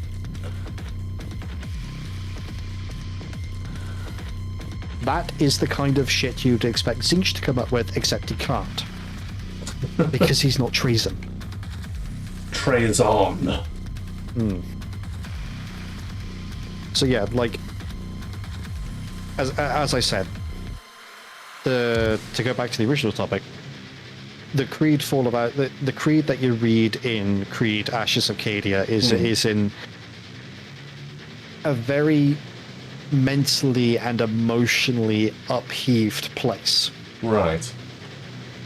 And then she's also told to go on a secret mission with a group of like hand-selected individuals to go to what's left of her home planet to unlock a vault that her father hid that may or may not still be intact. So not only has she found all this out, she's got the meme lord of all meme lords fucking with her head by giving her dad's coat, even though he's supposedly dead. She's then got to deal with all the bullshit that comes with her new position.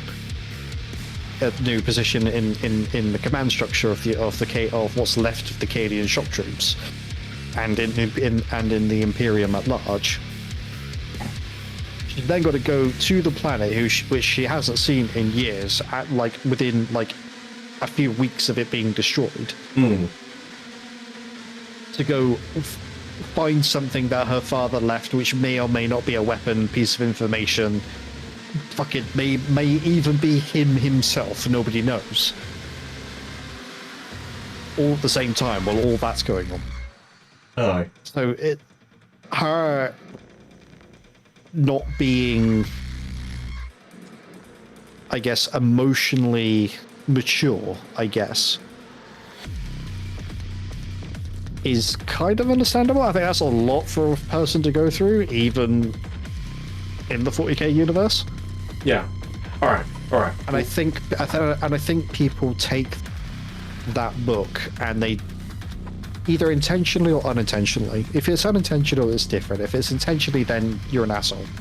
Right. Take everything in that book out of context, or they haven't read it properly, or they're parroting something that someone else said about the book.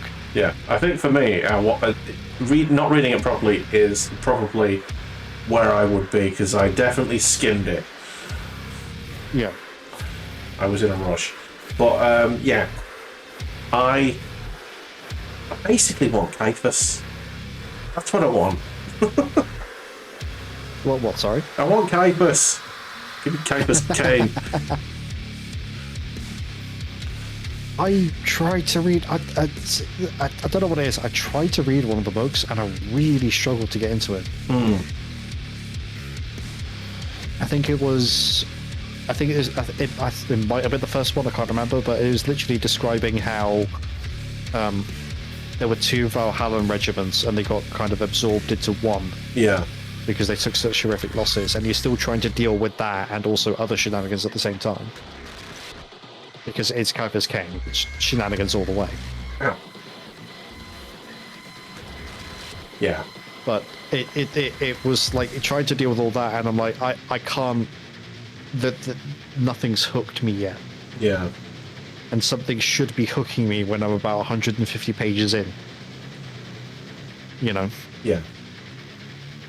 Who knows? Maybe I should give it. I'll probably give it another go. I mean, let's be honest. nothing hooking me was the reason I bounced off the Horus Heresy originally, because I just despised how the Space Marines were written in the first book. Well, and I honestly, I'm not warming to it that much, but I've gotten past it now at least. Yeah. And they're a little bit better, but I don't know. I think the other thing as well is that I think the author of the first book had never written about Space Marines before. That was Dan, hadn't it? Yeah. And in an interview, he did say that he didn't understand how Space Marines worked when he wrote that book. Yeah, so there is that to consider, which is it's a bold choice putting him in charge of writing the first book. Not gonna lie. Yeah. Well, I mean, he was the best-selling author. So like, yes, write this. Yeah. Did I ever tell you the story about how he fucked up one of the Gaunts Ghost books? I think I remember something. Yeah. But didn't he lose a manuscript or something, and he had to rewrite it completely? Yeah. Yeah. He said he was doing an interview, and he basically turned around and said that he had, either his hard drive failed or he accidentally deleted like the final manuscript of the book, and the last sort of backup copy that he had was like not even a third of the way through. So he said this experience taught me like a few things. One, that apparently I could write a book in 6 weeks. Hi, Chew. Hey, Chew. Yeah, I figured as much. Figured you were going to do that. Are you going to stick around to actually see me redeem it or no? That's the other question. You don't get to redeem it and then fuck off. Otherwise, I'm not going to do it. What's he done? Has he made you do things? Yeah. Oh. These must be really adding up. No, they're not, because I've been doing them, but you've not been fucking here. He's not salty at all. The whole point is to suffer. And for the other person who redeemed it to hear the suffering. This is just true. redeeming it and dipping.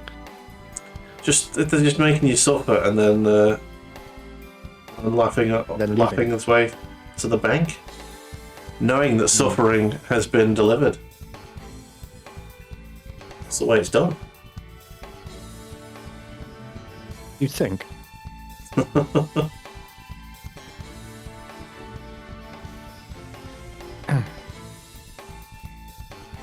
Well, now that the carapace colour is going on, it's starting to look a little bit more meaty now. Nice. Yeah.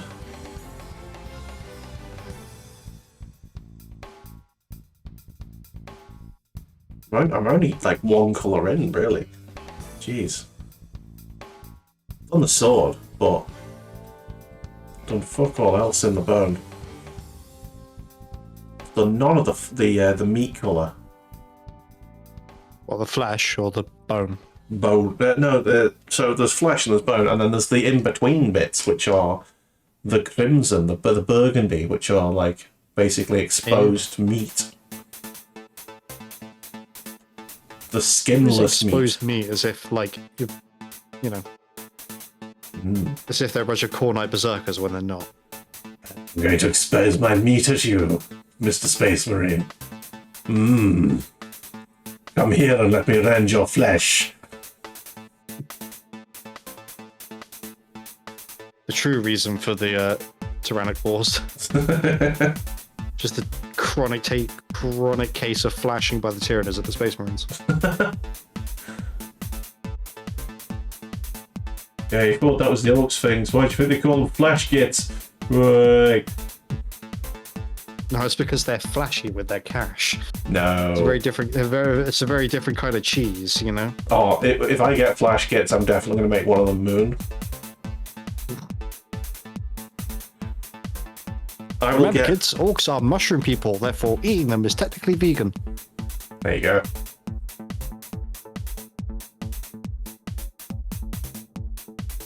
Which is super funny because vegan philosophy is like, you know, nothing with a face. You don't eat anything that comes from something that has a face. Is that yes, but they're mushroom people. Is that like the rule, like as written, or is that just what one of your friends thinks? I think. Well, think about it. Well, what is veganism? It's no meat and no animal products. You see, my sister said she doesn't. She's like the full vegan, so no animal products or anything. But there is a thing where, like, I had an argument and genuinely nearly talked her around about honey. Oh no! If you want to be a good and proper vegan, you should absolutely eat honey. Yeah, exactly, because it's something that they make. They freely make more than they need, and it's it's a symbiotic relationship that they have with humans. They make the honey, we provide meadows and shit for them, and we keep them in nice safe houses and keep predators away. It's like what's that bird in Africa that has a symbiotic relationship with humans? I think it is honey as again. Like they lead humans to the hives, and then they take like a little bit that the humans leave for them. Oh, I can't remember what the bird's good name is, but yeah, there's a type of bird. It's not a dodo, bloody hell, Freckle. Bloody hell. We ate them out of house and home, quite literally. We almost did the same with the giant tortoises. Yeah. So apparently they were so delicious that no live samples ever made it back to London to be categorized. I mean, you do, man. If I was super rich, that's one of the things I'd have to do it. I'd have to try it. Ah, yes, the prime giant tortoise steak aged roughly 400 years. I'd have to go and hunt one. They're not exactly quick. It wouldn't be that hard. Yes. Come here. I'm going to eat you. If they're that delicious that we couldn't stop eating them. Oh man. Try it. Gotta try it. You can try again. You have it for supper every day. I do not. Such allegations will get me in trouble, Craig. The lies and slander. Oh man. Anyway, Fraggle, as your week improved, on a serious note, how's your week be improved somewhat? Or is it still shit on toast?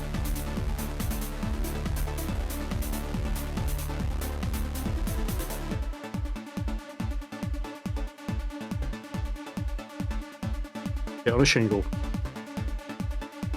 Shit on toast, as you call it. Oh man. Yeah. We can't say much, but there's a situation going on. It's not good.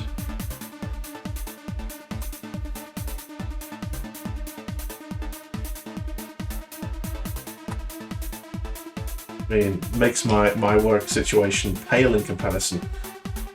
I've just had some extra work dumped on me, not like massive horrificness. Right, we've got that.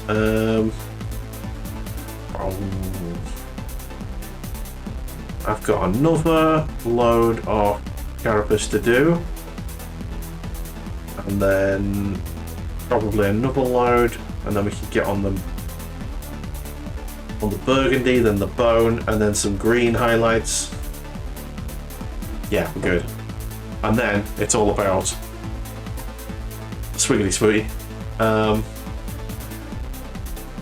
Yeah. My brain just turned off. My brain literally just turned off.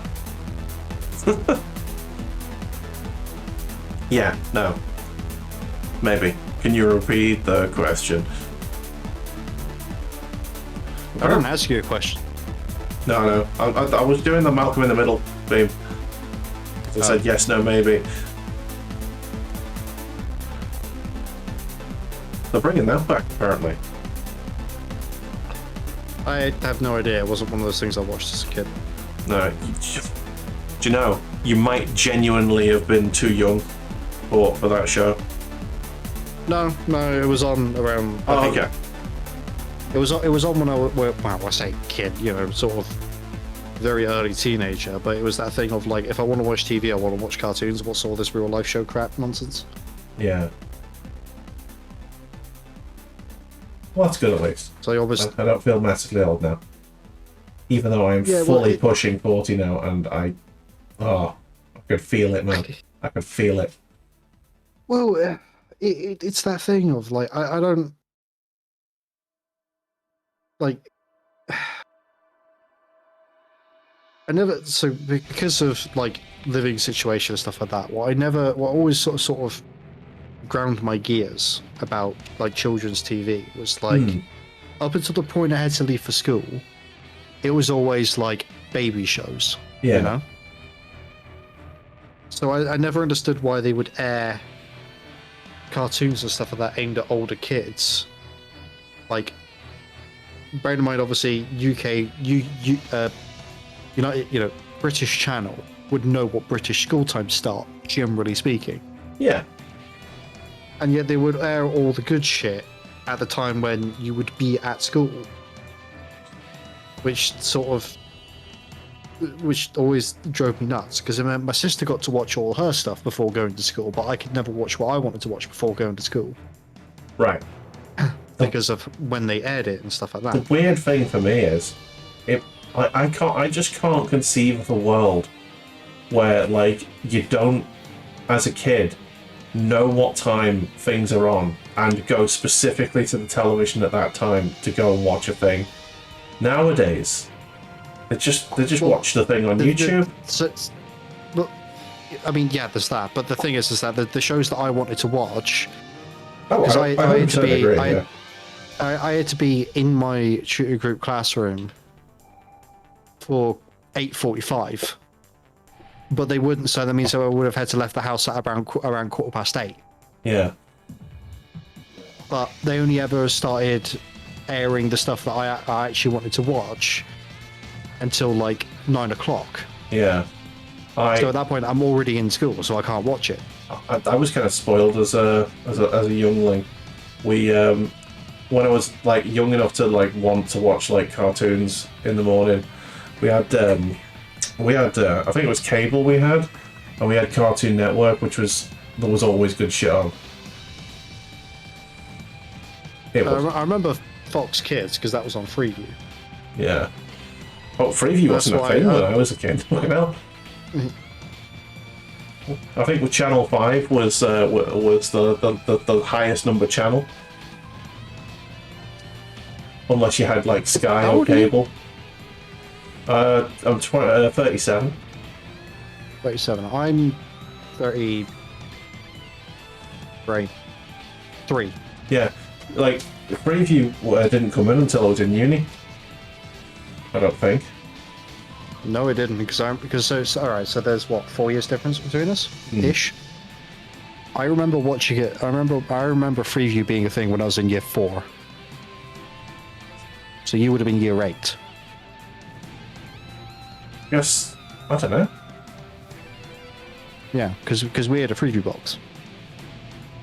Couldn't record shit on it at all, but we got it and we used to watch Fox. I always wanted to watch Fox Kids, but apparently Mum thought after. It was also the only way I could watch anime. Right.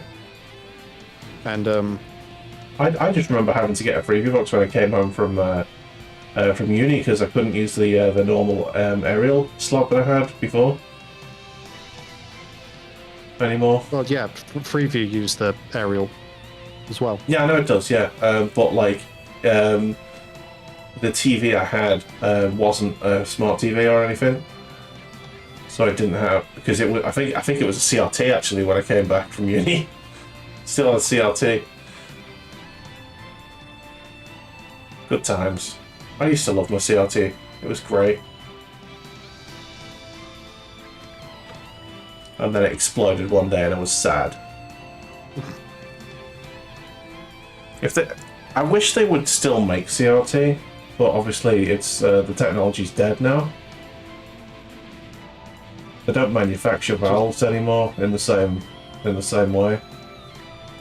No, it's also horrendously inefficient. So if you want your electric bill to be like 3 times the size it currently is. Okay, make an efficient one, guys. That's to all the tech bros. That is your new challenge now that AI is dead. Go and make it an efficient CRT, please, because they're just better. They just look nicer. They just made everything look warm and fuzzy. And you didn't see all of the the bad CGI on films. Why? Because the picture quality of the TV was so bad. Yeah, I don't like HD. HD is shit.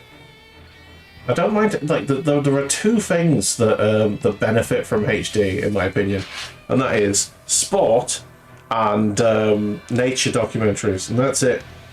Nothing else. Maybe porn. Nothing else. Well, not in Star was Britain. No. But anymore.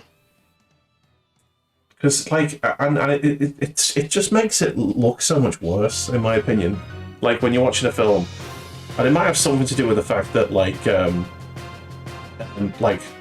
CGI has actually gotten worse in the last sort of 10-15 years. Because they're all using game technology to make all of the CGI, and it just doesn't look anywhere near as good as it used to. Because it's cost efficient. Well, yeah, exactly. That's why. And so the original Avatar film looks 10 times nicer than the new ones, because they were still using proper CGI back then, and not the fucking Netto own brand version that they're using now. Do you remember Netto? Did you ever have a Netto where you lived? Is that a supermarket? Yeah. No. Oh man. Unless it's slang for something else. It's definitely not. Netto was even more bargain basement than Aldi and Lidl. Like quick save had nothing on Netto. No, I think that was a It's like Liverpool thing. where quick save gave like frilled beans and they were like 8p. Netto would be like 3p for a can of beans. Ridiculous. Someone found, speaking of the 90s, someone found a shopping receipt Oh yeah. from the 90s, and they were like, they captured the video. Well, so it was a slideshow on TikTok. It was literally like, it was literally like, forget partying like 1999. What about a grocery shop from 1999? And it was like a clear,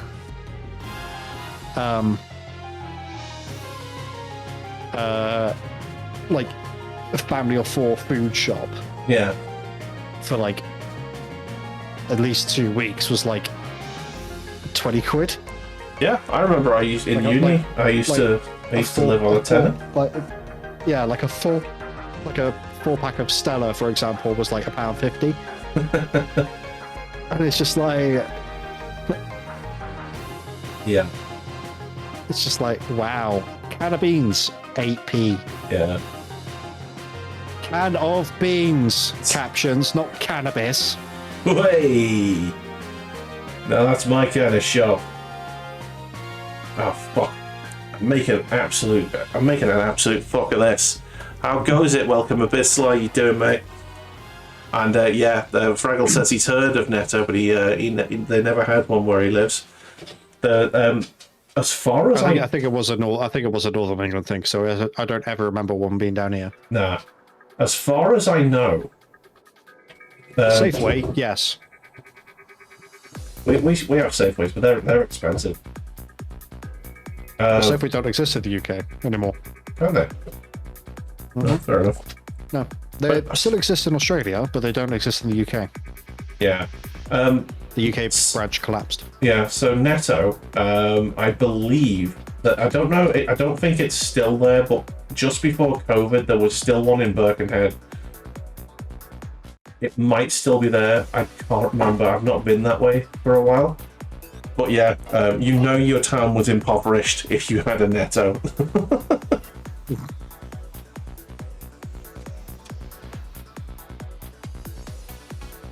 Like the ones that I knew existed, there was one in Birkenhead and there was one in Bootle, and I can't remember any others. Woolies, then B&M. Yeah, I remember. Yeah, Woolies is gone in the UK. Still around in Australia. I think. It's a different company in Australia. Oh, okay. Yeah. It's the one in Australia is the same one that the Woolworths Tower in New York is. It's in New York. It's an American city. Yeah, the Woolworths Tower in America is the same Woolies as is in Australia. I think it's a supermarket chain in Australia. Yeah, rather than like generic gubbins. Yeah, like the original one was. But yeah, Woolies in the UK was so good. Yeah. Hey, Abyssal, how's it going? Yeah. I think you may come in during an ad break, so we weren't able to respond to you properly. Ah, there you go. But yeah, I remember. I miss. Fucking hell, I've forgotten its name now. Oh my god, it still lies empty in most towns. Fuck, what was it called? It only closed down during COVID, I think it was. Debenhams? No. Fuck. Isn't Debenhams still a thing, or is it dead? No. Oh dang. Okay. It's dead. Wilco's. That was it. Fraggle. Yeah, Wilco's was going to die, and then it got bought out, and is now still being run as Wilco's. Well, It's just as a parent company now. There are no Wilco's near me. Still one near me. Wilco's are dead in the north, I think. But yeah. Did it not? I could have sworn it got bought out. No, I think they just rebranded. Yeah, I think a new CEO took over and rebranded it, and then just pulled the plug. That's what Fraggles just said. It went bankrupt. Another company bought the rights to its name. Yeah. Brewdog died. Good. Is Brewdog dead now? Yeah, Brewdog's dead. Oh shit. Okay. Damn. And like a whole bunch, like 90% of the staff have been left to hang out to dry, like not receiving their final paychecks. Huh. And the like a whole bunch of investors as well also got left hung out to dry because they received none of the money from the liquidation. I mean, I've got a share. Good luck getting any money out of it. No. I don't give a Because you shit. work now. But yeah, I nearly bought some Brewdog beer yesterday. I was in Asda and I saw I saw a new flavour. I was like, oh, interesting. But yeah, no, that's, to be honest, I think that's kind of sad. I know that they turned into like monsters and arseholes and stuff, but it was quite a large part of my 20s, Brewdog. And I really enjoyed them, and they were very good. They were very good to me, and I really liked their pubs. And yeah, it is a bit of a shame. My favourite beer for like probably half of my life was Punk IPA, and now it's gone. Probably. It's gone, but also you have to understand that, you know, a lot of the staff, particularly women, were treated horrifically. Yeah. So I'm not sad because of that. No, yeah. 100%. I that's abhorrent. But I don't know. I still have my keys on a Brewdog lanyard just because haven't changed it yet. But yeah. It was a brand that meant a lot to me at the time. I never really got on with it. Like, No, I think like it sort of came into like the forefront of like British drinking culture. At a time where I was really winding down how much I was drinking anyway. Yeah. Oh, I was winding up my. How hipster of you? Well, no, it's just they never really like. I'm not.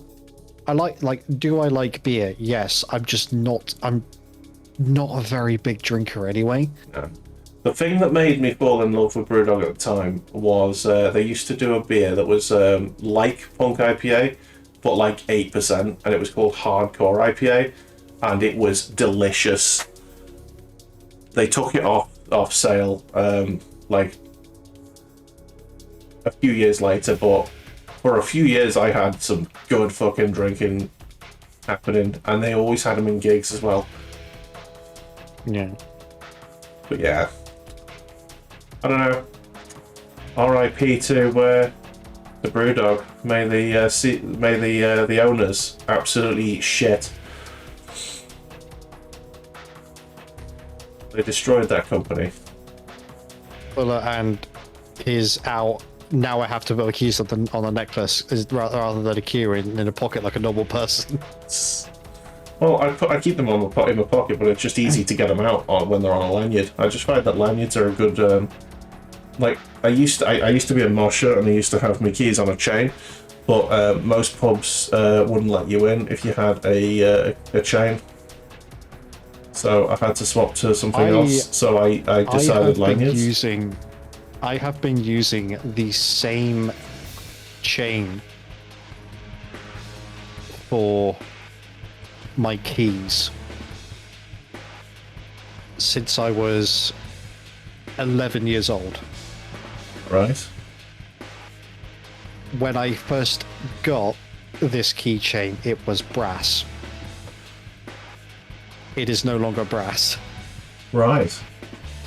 The brass has worn away to the point where you just got the shiny metal underneath. So you have and it's been like that for about 15 years at this point. You have done alchemy. Yeah, well, a lot of things are like, oh, this is brass. It's not brass, it's plated. But Yeah. It still works. Brass is a solid metal, so it was brass coated. Yes, that's what he means. Yeah, It's still the same wallet on the end. Yeah. So I've got a wallet on a keychain, which again I attach to a belt loop.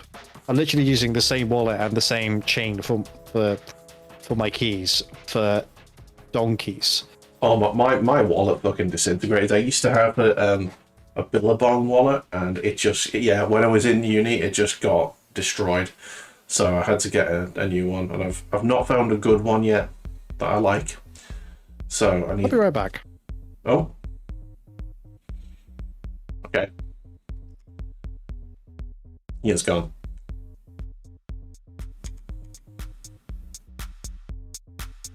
But yeah. So far so good on this thing. Heard it got welded shut due to never being opened. No, we haven't killed him, don't worry. He's just disappeared for a minute. He'll be back. That he will. Right, I'm just trying to see what else needs to go. Back. Oh, he's back. There you go. Yeah, see, we didn't kill him. No, some people in my apartment building really need to learn how to close their fucking doors properly. Because someone either slammed, which is difficult to do because the entrance doors to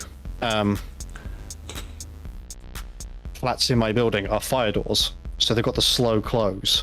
Yeah. So you have to really put some effort into slam.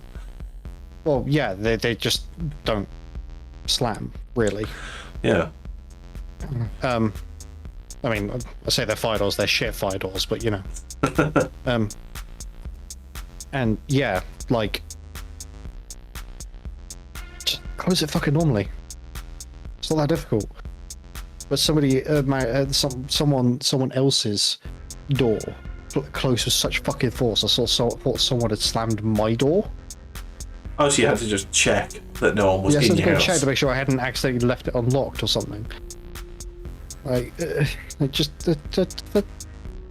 fucking close it normally. It's not difficult. Maybe they were very angry with the door. No, maybe. Maybe the door had upset them, called them names. I don't know, man. There was a footballer for my city's home team living like two flat. The layout of the flats in my building is weird because like this weird, like, almost like T-shape community. I say community, like landing area, basically. Yeah. It's a massive waste of space. Not gonna lie. Like they could easily get another one of the smaller flats in. There will be very strange with the layout. There will be an architect reason why it's like that. Probably. But you could easily fit like one of the smaller flats in the building in this space. Again, very strange. Yeah. There'll be a fire regulation that says you need so much space for walkways and stuff. My old flat had a Colosseum layout where there were hobo fights in the central ring most nights. Nice. Not quite there. It's not quite that bad. It's all within. The space is internal. There's no external part of it. Yeah, they like to keep their fights indoors. Oh, I came out to a fight in my building on my landing once. That was fucking weird. Nice. Did you win? No. I just heard. I heard shouting, and I thought I'm gonna go have a look at that. And I opened the door, and there's a tussle happening between a man who was clearly very drunk. Oh yeah. And a man who wasn't. And it's just like, right, like everyone was coming out the building like, what the fuck's, what's going on, guys, what's going on, why are you fighting, kind of thing. But the police came round. Police came round because someone was on the phone to the police. And the police came in, separated everybody, and told everyone who wasn't involved in the fight to go back into their flat. So they went around my floor getting people's stories, like, oh, did you witness what happened? What did you see? Things like that. And what had happened is that because of the shitty architecture of this building, it turns out that they bulk somehow some flat front door keys will unlock other flats. They're not master keys, but the keys are so similar that they will unlock another building's front door. So they flat's front door. They fitted the locks on the front doors on the cheap and just got the same locksmith just to go around with basically the same locks. Yeah, that's bullshit. Much. Oh, I have since had my key. I have since had my key changed. Locks changed, yeah. Locks changed since then. So yeah, deliberately because of that. Fucking hell. Hey, Hoy, how's it going? Oi. And oh god, yeah. So it turns out that the very drunk man was so apoplectic. He went to the wrong house. That he went via the lift, thought he had pushed his floor number. Oh no. Because apart from the ground floor, all the flats are in the same layout. Yeah. So on the first floor, which is where I live,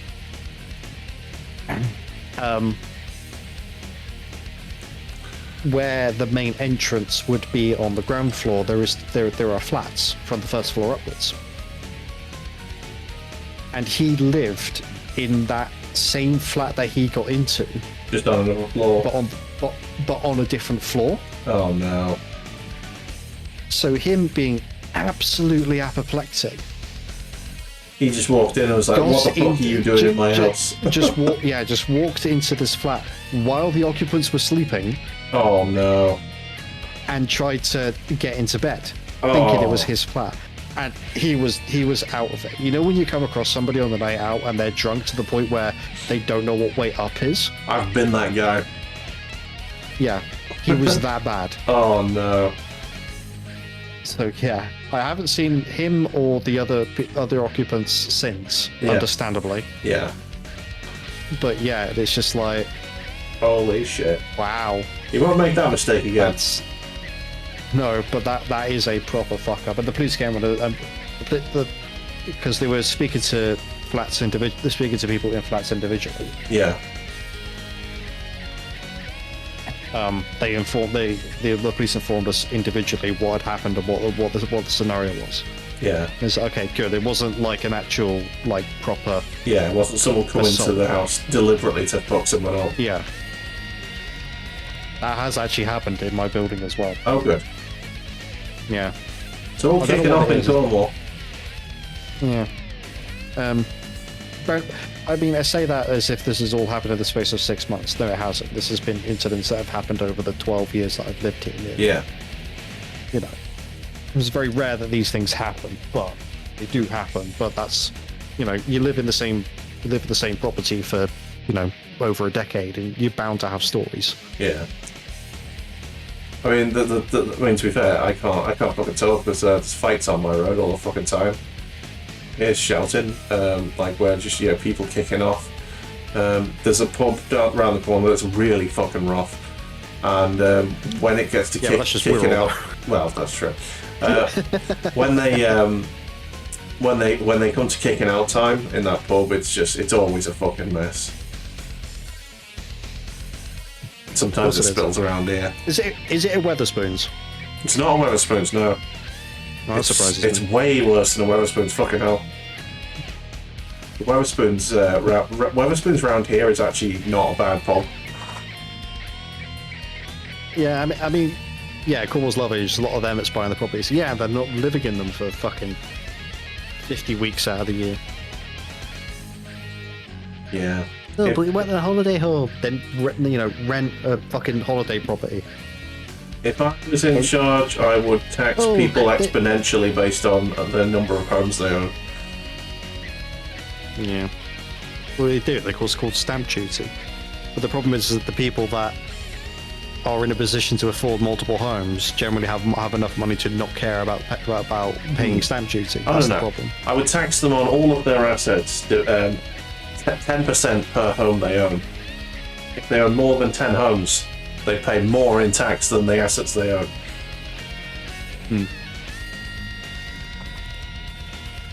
Yeah, it's all a bit silly. Yeah, and then they wonder why like shops and stuff aren't open like when they come down on holidays. Yeah, it's because the people who work at those shops can't afford to fucking live there, so they move elsewhere. Hive Tyrant just fell. Oh no. He's fine. He's fine. Did he fall into the bone zone? He did not fall into the bone zone. He nearly fell into the pain zone. Oh, boo. Fine. Should have fallen into the bone zone. He'd have enjoyed that. Of course he would have. Well, no, he wouldn't really. You know, he's a Tyranid. He doesn't really have those feelings, does he? No, he'd have enjoyed the meat zone more. If there was meat on the bones, he'd be all over there. Okay. Oh yeah. Shit. I just accidentally clicked on something. Yeah, I forgot I didn't actually click him back in. There we go. How you doing, Hoy? Welcome in. Alright, yeah, there we go. He's clicked in. He's clicked in. It's all good. Right, so I think they need to make it where you either buy a property and live there solely for 5 years or already have family heritage in the area that you are to buy. Yeah. I mean, that might work. Why are you being the way that you are? I am looking at this cabling here and wondering what I can do with it.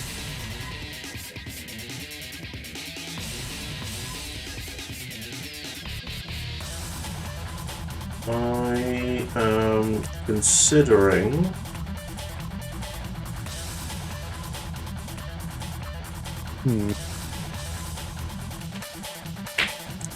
fucking hell. Right.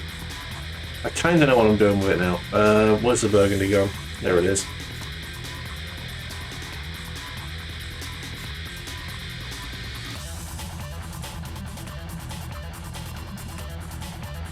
Most of my family is buried in Todak? I'm taking a pun on how to pronounce that. Always have been, and we make multiple trips a year. Yeah, that's fair.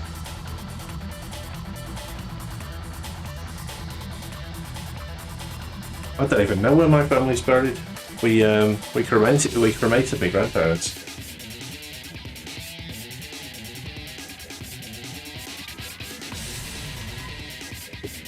I've heard that. Okay, this song is loud compared to everything else. What the fuck?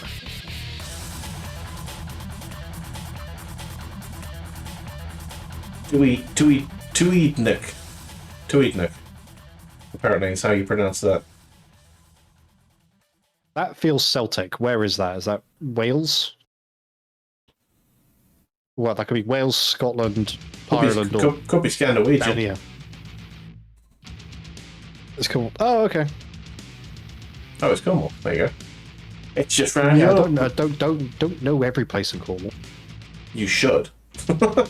How dare you call yourself the Cornish Knight? How can you be a knight of somewhere you don't know? How dare you? I'm gonna just fucking. It's right beside St. Oh god, I haven't been down fucking St. Ives donkeys. I mean, to be fair, St. Ives is the ultimate example of a place where no one actually lives.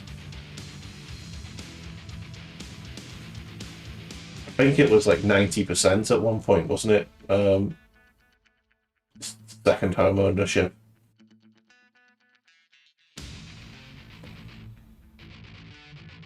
Yeah, it's a shame. Yeah, it's bad, but then unfortunately, it's a lot of these, you know, holiday homeowners that are also NIMBYs as well. Not in my backyard. Yeah. Cons, I think, is the word you're looking for. NIMBYism is prevalent all over the country, not just in Cornwall. When I lived there her whole life, I remember it being so much better. Yeah.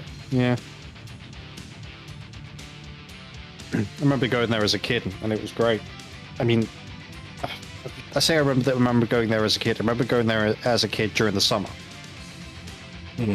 Because, you know, I wasn't taking time off, wasn't taking time off school to be there, and that's when Mum would also have time off from work.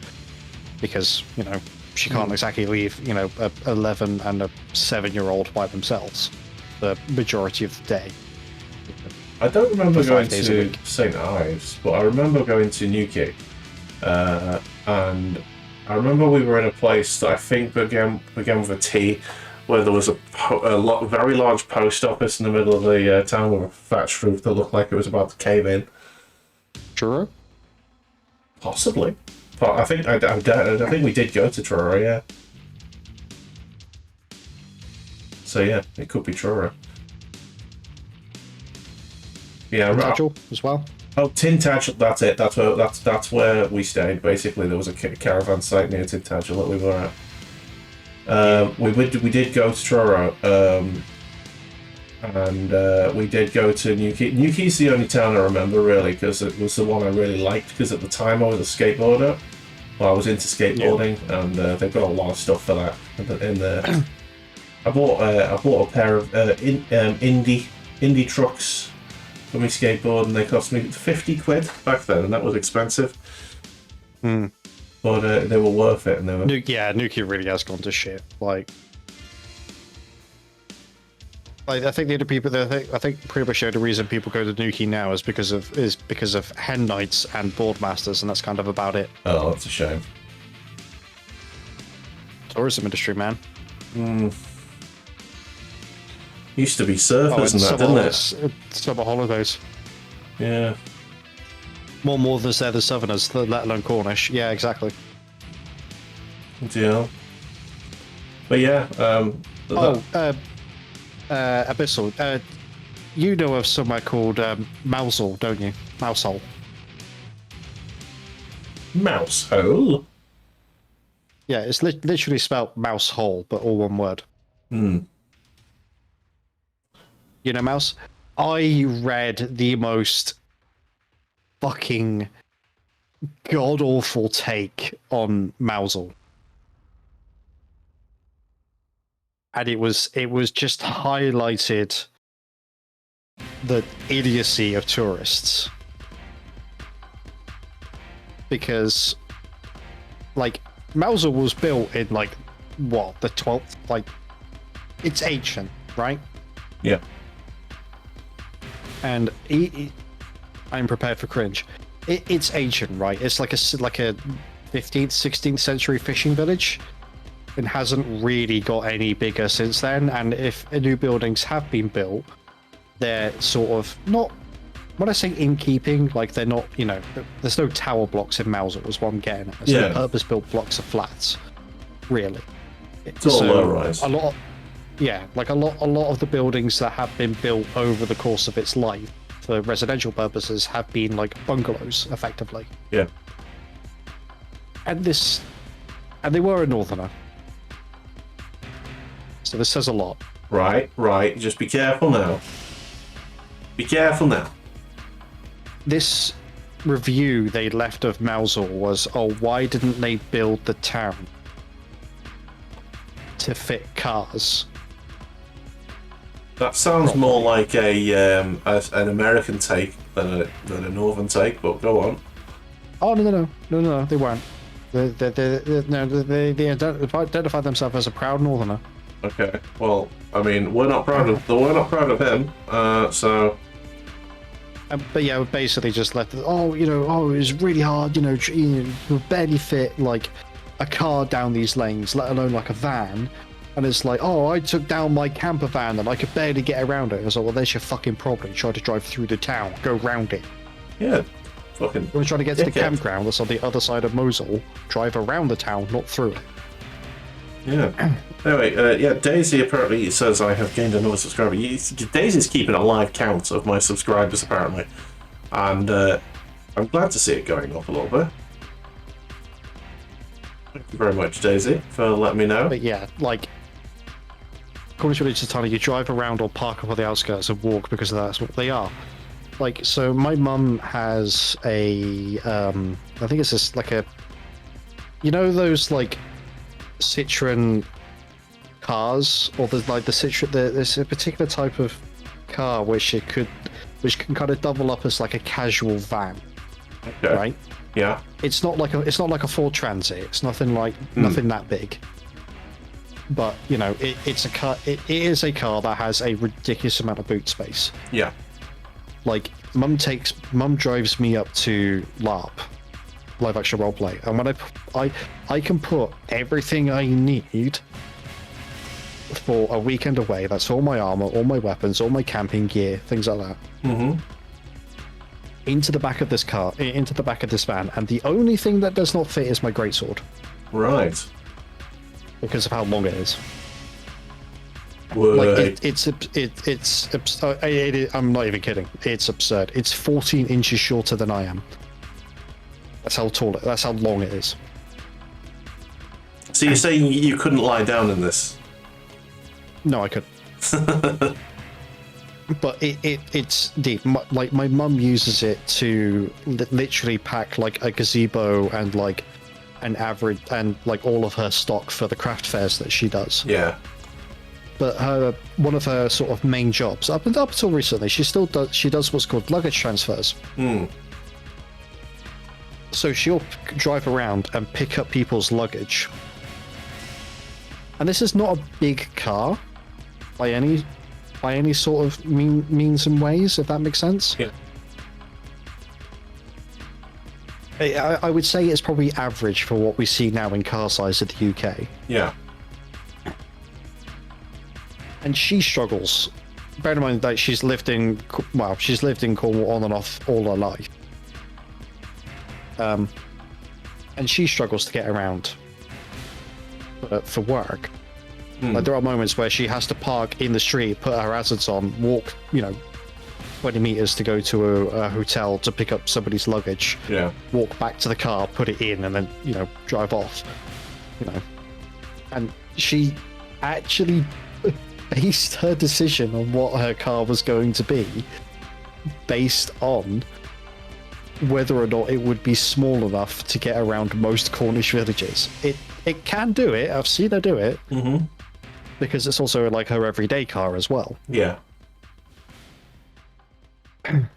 And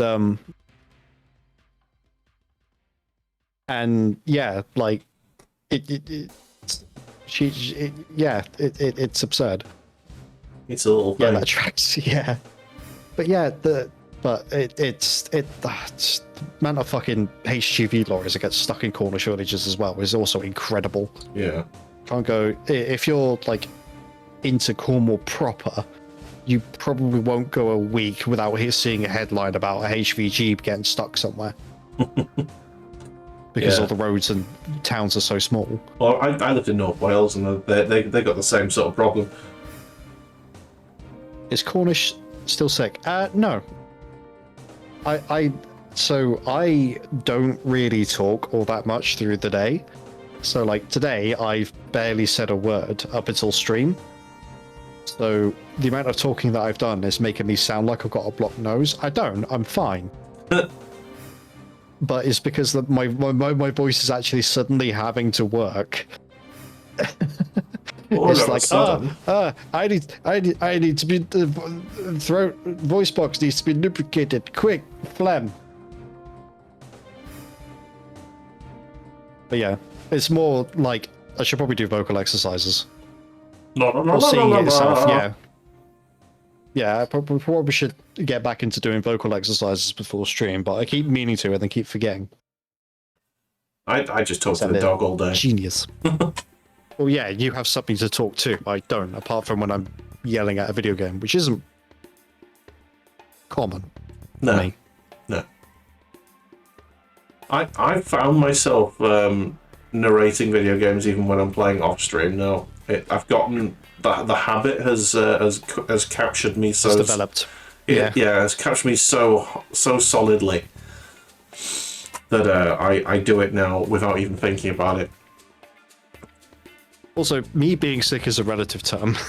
This is true. Like, arguably speaking, I am going to be sick the rest of my life, whether or not it's what flavor of sickness I'm dealing with is sort of the crux of that argument. What's the term? Chronic illness, I think it is. Yeah, chronically unwell. Yes. But he's as well as he can be, given the... I'm as well as I can be, which is not very. Yeah. It's good. It's good. I still think that this whole thing should be flashy, you know. How positive? Well, down with the Cornish diggeth. I'm not 100% sure on this. I think next week I'm going to come back to this and probably change my mind on some of the colorings on this gun. Yeah. But we did the same with the Tyrant. By the way, have you seen the new Tyrant model? What the Judo are releasing? Yeah, well, yeah. I mean, they have released it. It's out now. Yeah. What the Tyranid? What was the Tyranid Prime they're releasing? No, it's a Tyranid. No, oh, sorry. Yeah, no, yeah, you're right. Yeah, the Prime with no wings, the unwinged with Prime. He's got a kinky whip. Prime with a lash whip. A kinky whip. So I'm tempted to get an Indiana Jones hat for it. Just as a joke model. Mm-hmm. It would be fun. Done it now, boys. You made me deploy my strategic reserves, and out comes a Tyranid wearing a hat. Dun, dun, dun, dun, dun, dun, dun. Dun, dun, dun, dun, dun, dun, dun.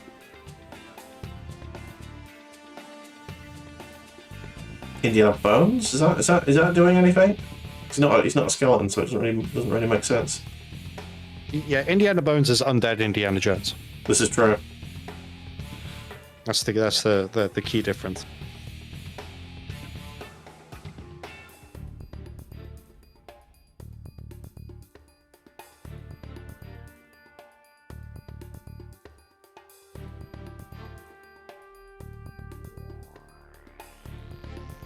Trying to think of a Tyranid one now. All my brain is doing searching for an Indiana Jones Tyranid pun. Well, he can, because he hasn't really faced an existential horror like Tyranids, has he? That's true. That's true.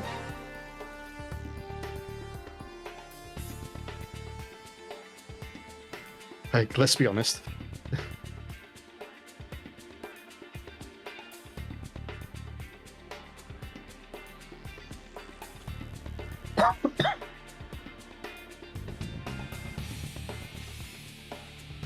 Indiana Jones and the Mega Arachnid Horde.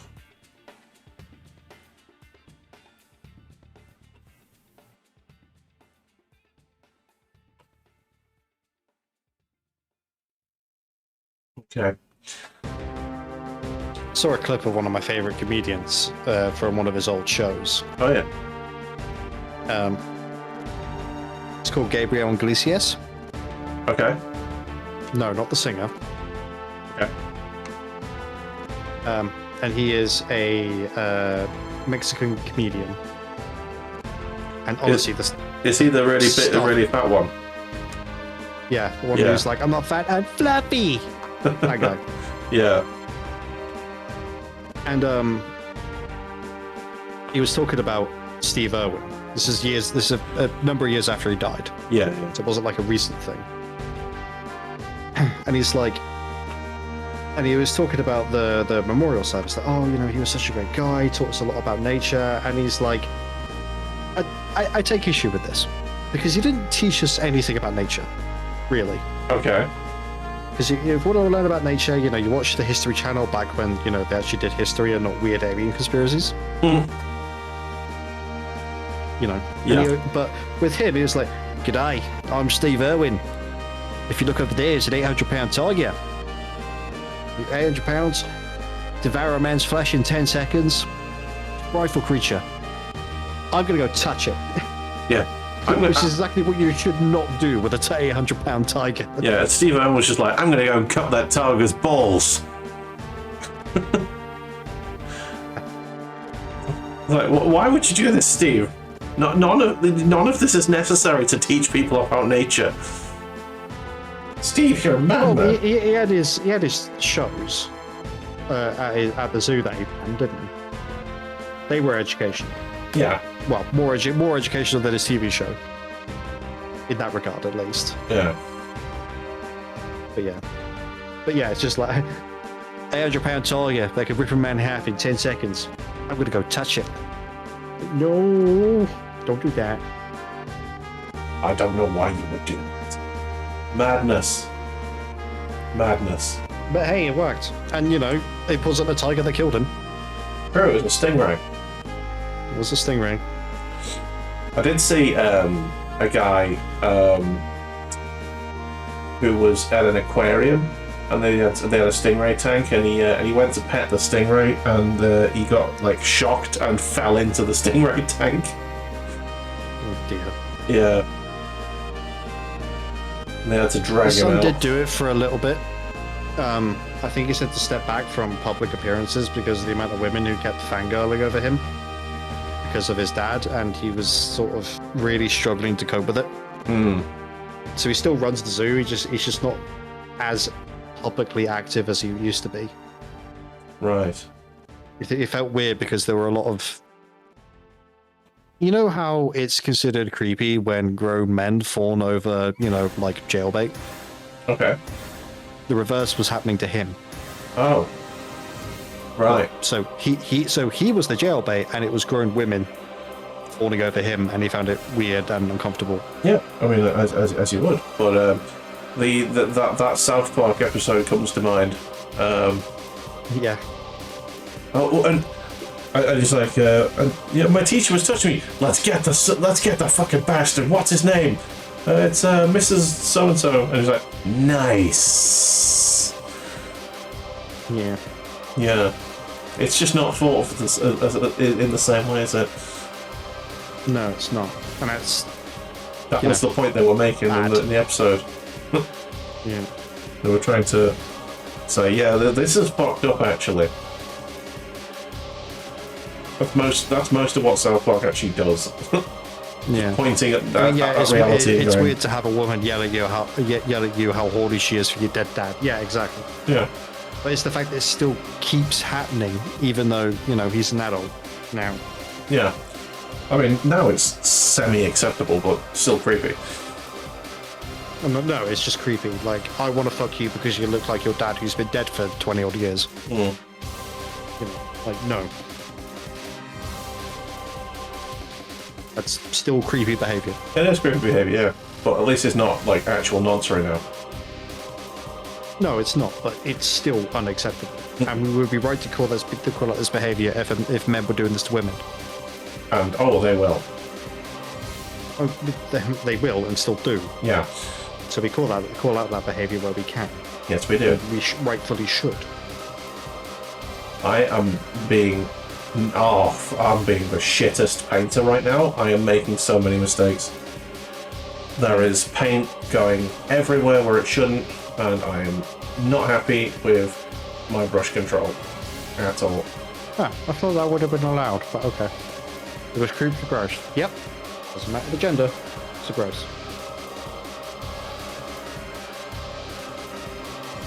I will fully admit, I used to be one of those guys, and then I took a very long, hard look at myself and went, I don't want to be this person.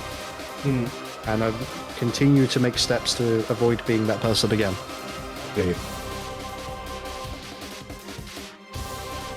Like, I nearly fell down, like, the early version of what we would now call, like, incel culture. Yeah, there is a YouTuber that I really, really like who's from my neck of the woods called Sean. And he did a video where he talked about how he, as a young boy, fell into the right-wing, pipeline and became an incel sort of thing, and how he got himself out of it by accident, basically. He accidentally started. He started like joining these online communities for lesbians to basically to take the piss, essentially.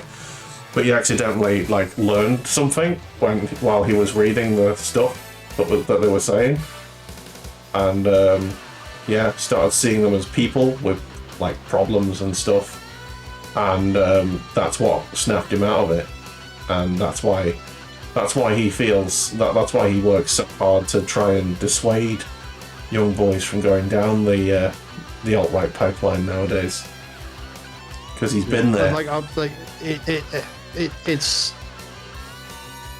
I know that there could be an argument to say, "Oh, you could talk to other people about this," and I'm like, "Yes," but the problem is that when this happened with me, we're talking sort of 2010 to like no, 2010, sort of 2010 through to like 2013. Mm-hmm. The internet's changed a lot in that time. It has. It's very difficult to see other people's points of view because the internet deliberately hides that shit from you. Because because of the tech bros. Well, yeah, exactly. They want you in your bubble. They want you to only see people who agree with the things that you think. Well, they want you in your bubble and being controversial at the same time. That's what they want. Yeah. Because being controversial, regardless of wherever you fall, incel, non-incel, rad fam, non-rad fam, etc. Yeah. Controversy gains clicks. Clicks generate ad revenue. Ad revenue generates the company money. Yeah. Whatever social media platform money. That's the. That's why they they've learned. The social media companies, and that's what they do. Yeah, it's soundboard that locks you into it. Yeah. But it's, as I said, there was a moment in my time where I hadn't gone full, neckbeard, because that's what it was back then. Mm. But I was... You were travelling in a neckbeard direction. I was going down that pipeline. Yeah. This is arguably the very beginning sort of my political, sort of becoming politically aware and then sort of trying to figure out where I am on the spectrum sort of thing. Yeah. Well, I definitely... And when I say spectrum, I mean political spectrum, not, the autism spectrum. I have no idea if I have autism. I probably do. Who knows? I don't know. Not worth the hassle to getting tested right now, to be honest. Yeah. I was definitely incel at some point. But I wasn't an incel, if you know what I mean. I never hated women because, honestly, most of my friends back then were women. I just hung out with them a lot. I don't really hang out with them anymore, which is a shame. But that's neither here nor there. It's not really relevant. But that group of friends were probably the reason I never went down any sort of right-wing pipeline to any real extent, because I'd see the opinion and go, what the fuck are you talking about? That's not how I experienced that, because I had friends that they were talking about that I knew that wasn't true for, you know what I mean? Yeah. It's gonna sound really strange. For me, I had a light bulb moment. Yeah. Where it was normal day, woke up, went to get up to use the bathroom, and just kind of had that sudden realization so strong that it felt like I've been kicked in the face by a horse. Okay. And yeah, it was. I just kind of sat there on my bed. I was still in the paused in the motion of throwing my covers back to get out of bed, because I had a little cabin bed thing. Yeah. And I must have been sat there for an hour or so, because I was supposed to go out with. I was doing a family day out sort of thing. Or Mum wanted me, or me and Mum had to go off and do something that weekend. And Mum came into my room, and I was in my boxers, because that's how I sleep. Yeah. Mum came up to my room and didn't hear anything from me, so she thought I was still asleep. So she opened the door and she saw me just staring at the wall opposite from my bed, like halfway through the motion or something, and went, "Are you okay?" And I go, "I don't know." Yeah. And she goes, "What do you mean you don't know?" And I went, "I don't know." And basically just sort of went through the whole day being very quiet. I mean, and I think it was on the way back from whatever me and mum and my sister were doing. I was like, "Are you sure you're okay?" And I go, "I don't know. I don't know. We'll talk about it later." Yeah. It's sort of like it is one of the most shattering things you can do to question your very morality. You know, that everything you think you were, you all of a sudden are not anymore, because the thing that you believe, the thing you base your identity on, is no longer the thing that you believe. You know what I mean? Yeah. And it's something that a lot of people cannot do. A lot of people aren't strong enough to be able to take that level of cognitive dissonance.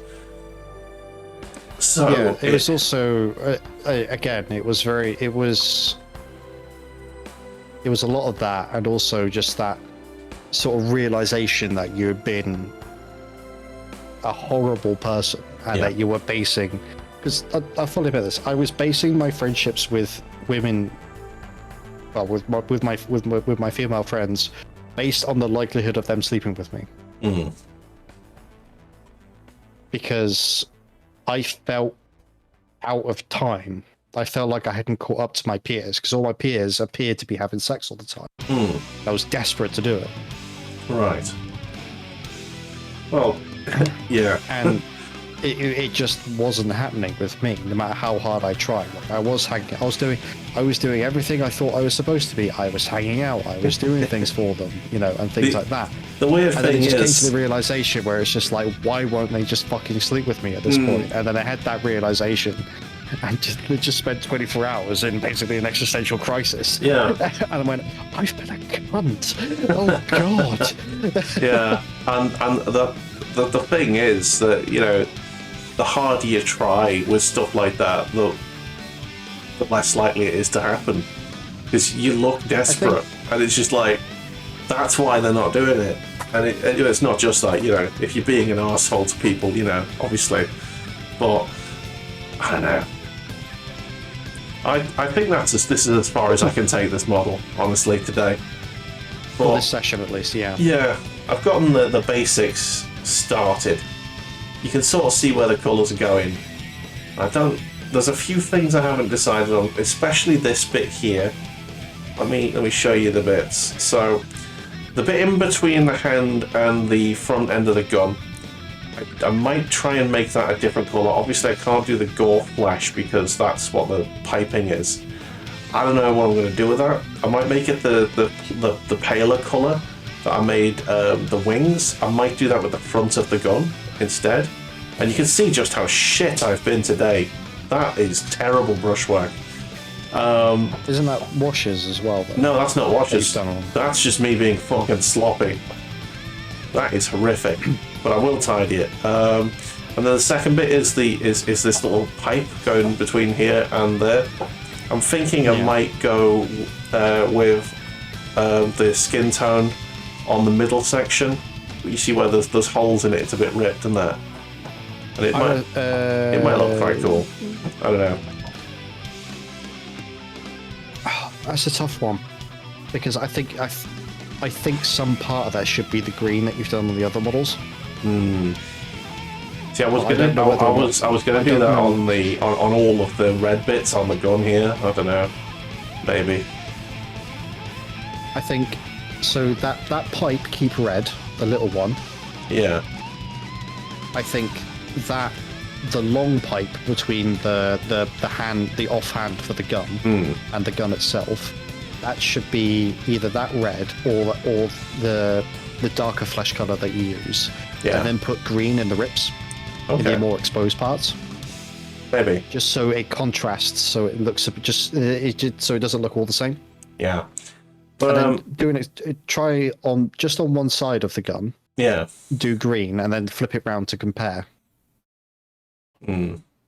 For the internals of the gun, do green there again if you want to, if that's what you're thinking, and then flip it round and see whether or not you like it. But I think I'm going to sleep on it, and we'll see what we think next week. But that's where we've gone. That's the Hive Tyrant so far for me. Cornish, do you want to show us the stuff what you have been doing? I have been doing arms. It's been arm day apparently. You have an army right there. I have an army of arms. Yes. Yeah. The real question is how bad am I going to fuck up the paint scheme when I glue these arms on? Indeed. But yeah, that's why I've mostly tried to go for arms that are like this or this or this or this. So an arm E, if you will. About 10 seconds later on that joke, which you deserve to be. Daisy's asked if I can treat the doggo before we finish. So yes, he's ripped out of my hand, but there he is. He is eating his treat. There you go. So desperate for it. He was. He's like, yes, treat for me. Right. So yeah. Let's have a look at the Discord, shall we? Let me get the Discord up. Blop. There you go. I'll put that back down there. It's fine. Let's get it so that you can see the Discord as well. Let's see if anything's been going on. I think it might have been a quiet week this week in Discord.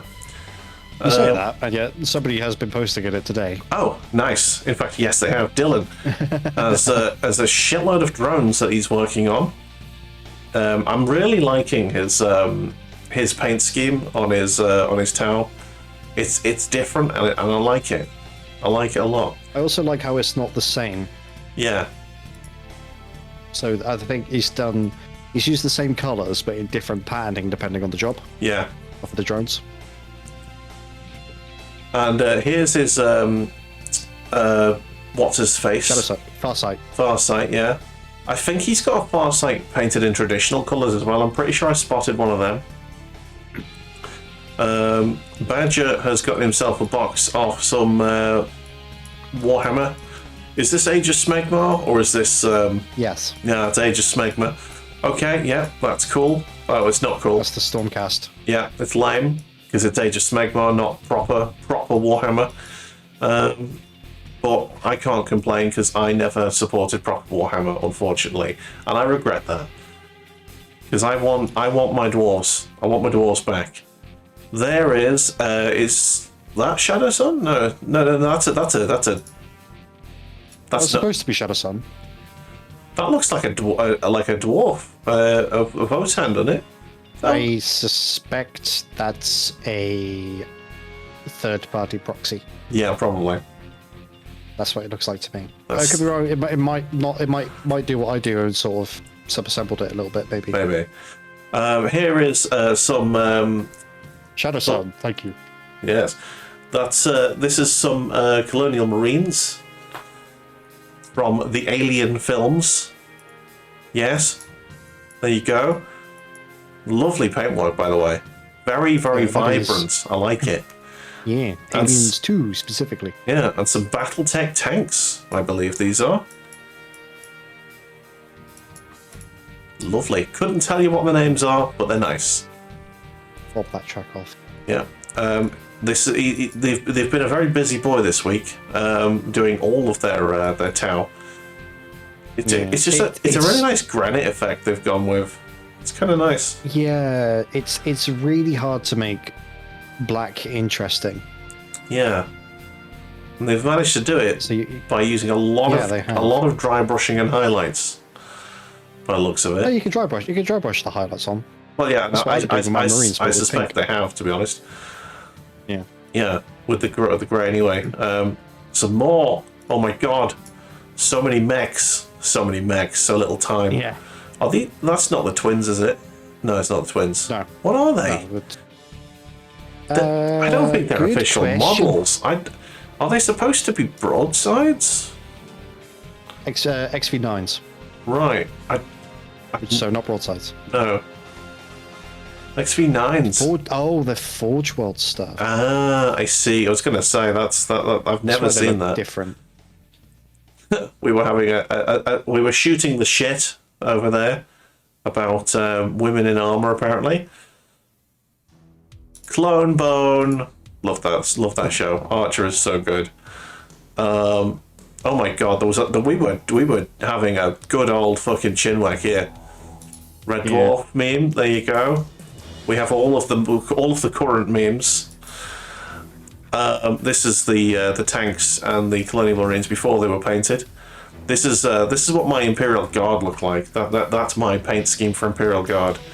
I was just showing them just how I think the tiger stripes need to be darker because they need to be very different. There is a purple and there is a blue stripe there. Yeah, I think I chose the wrong colours. I was being a bit too subtle there.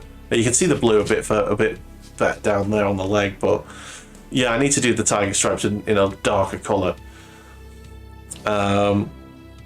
And there's more Colonial Marines, the same ones. There's some stealth suits, I believe.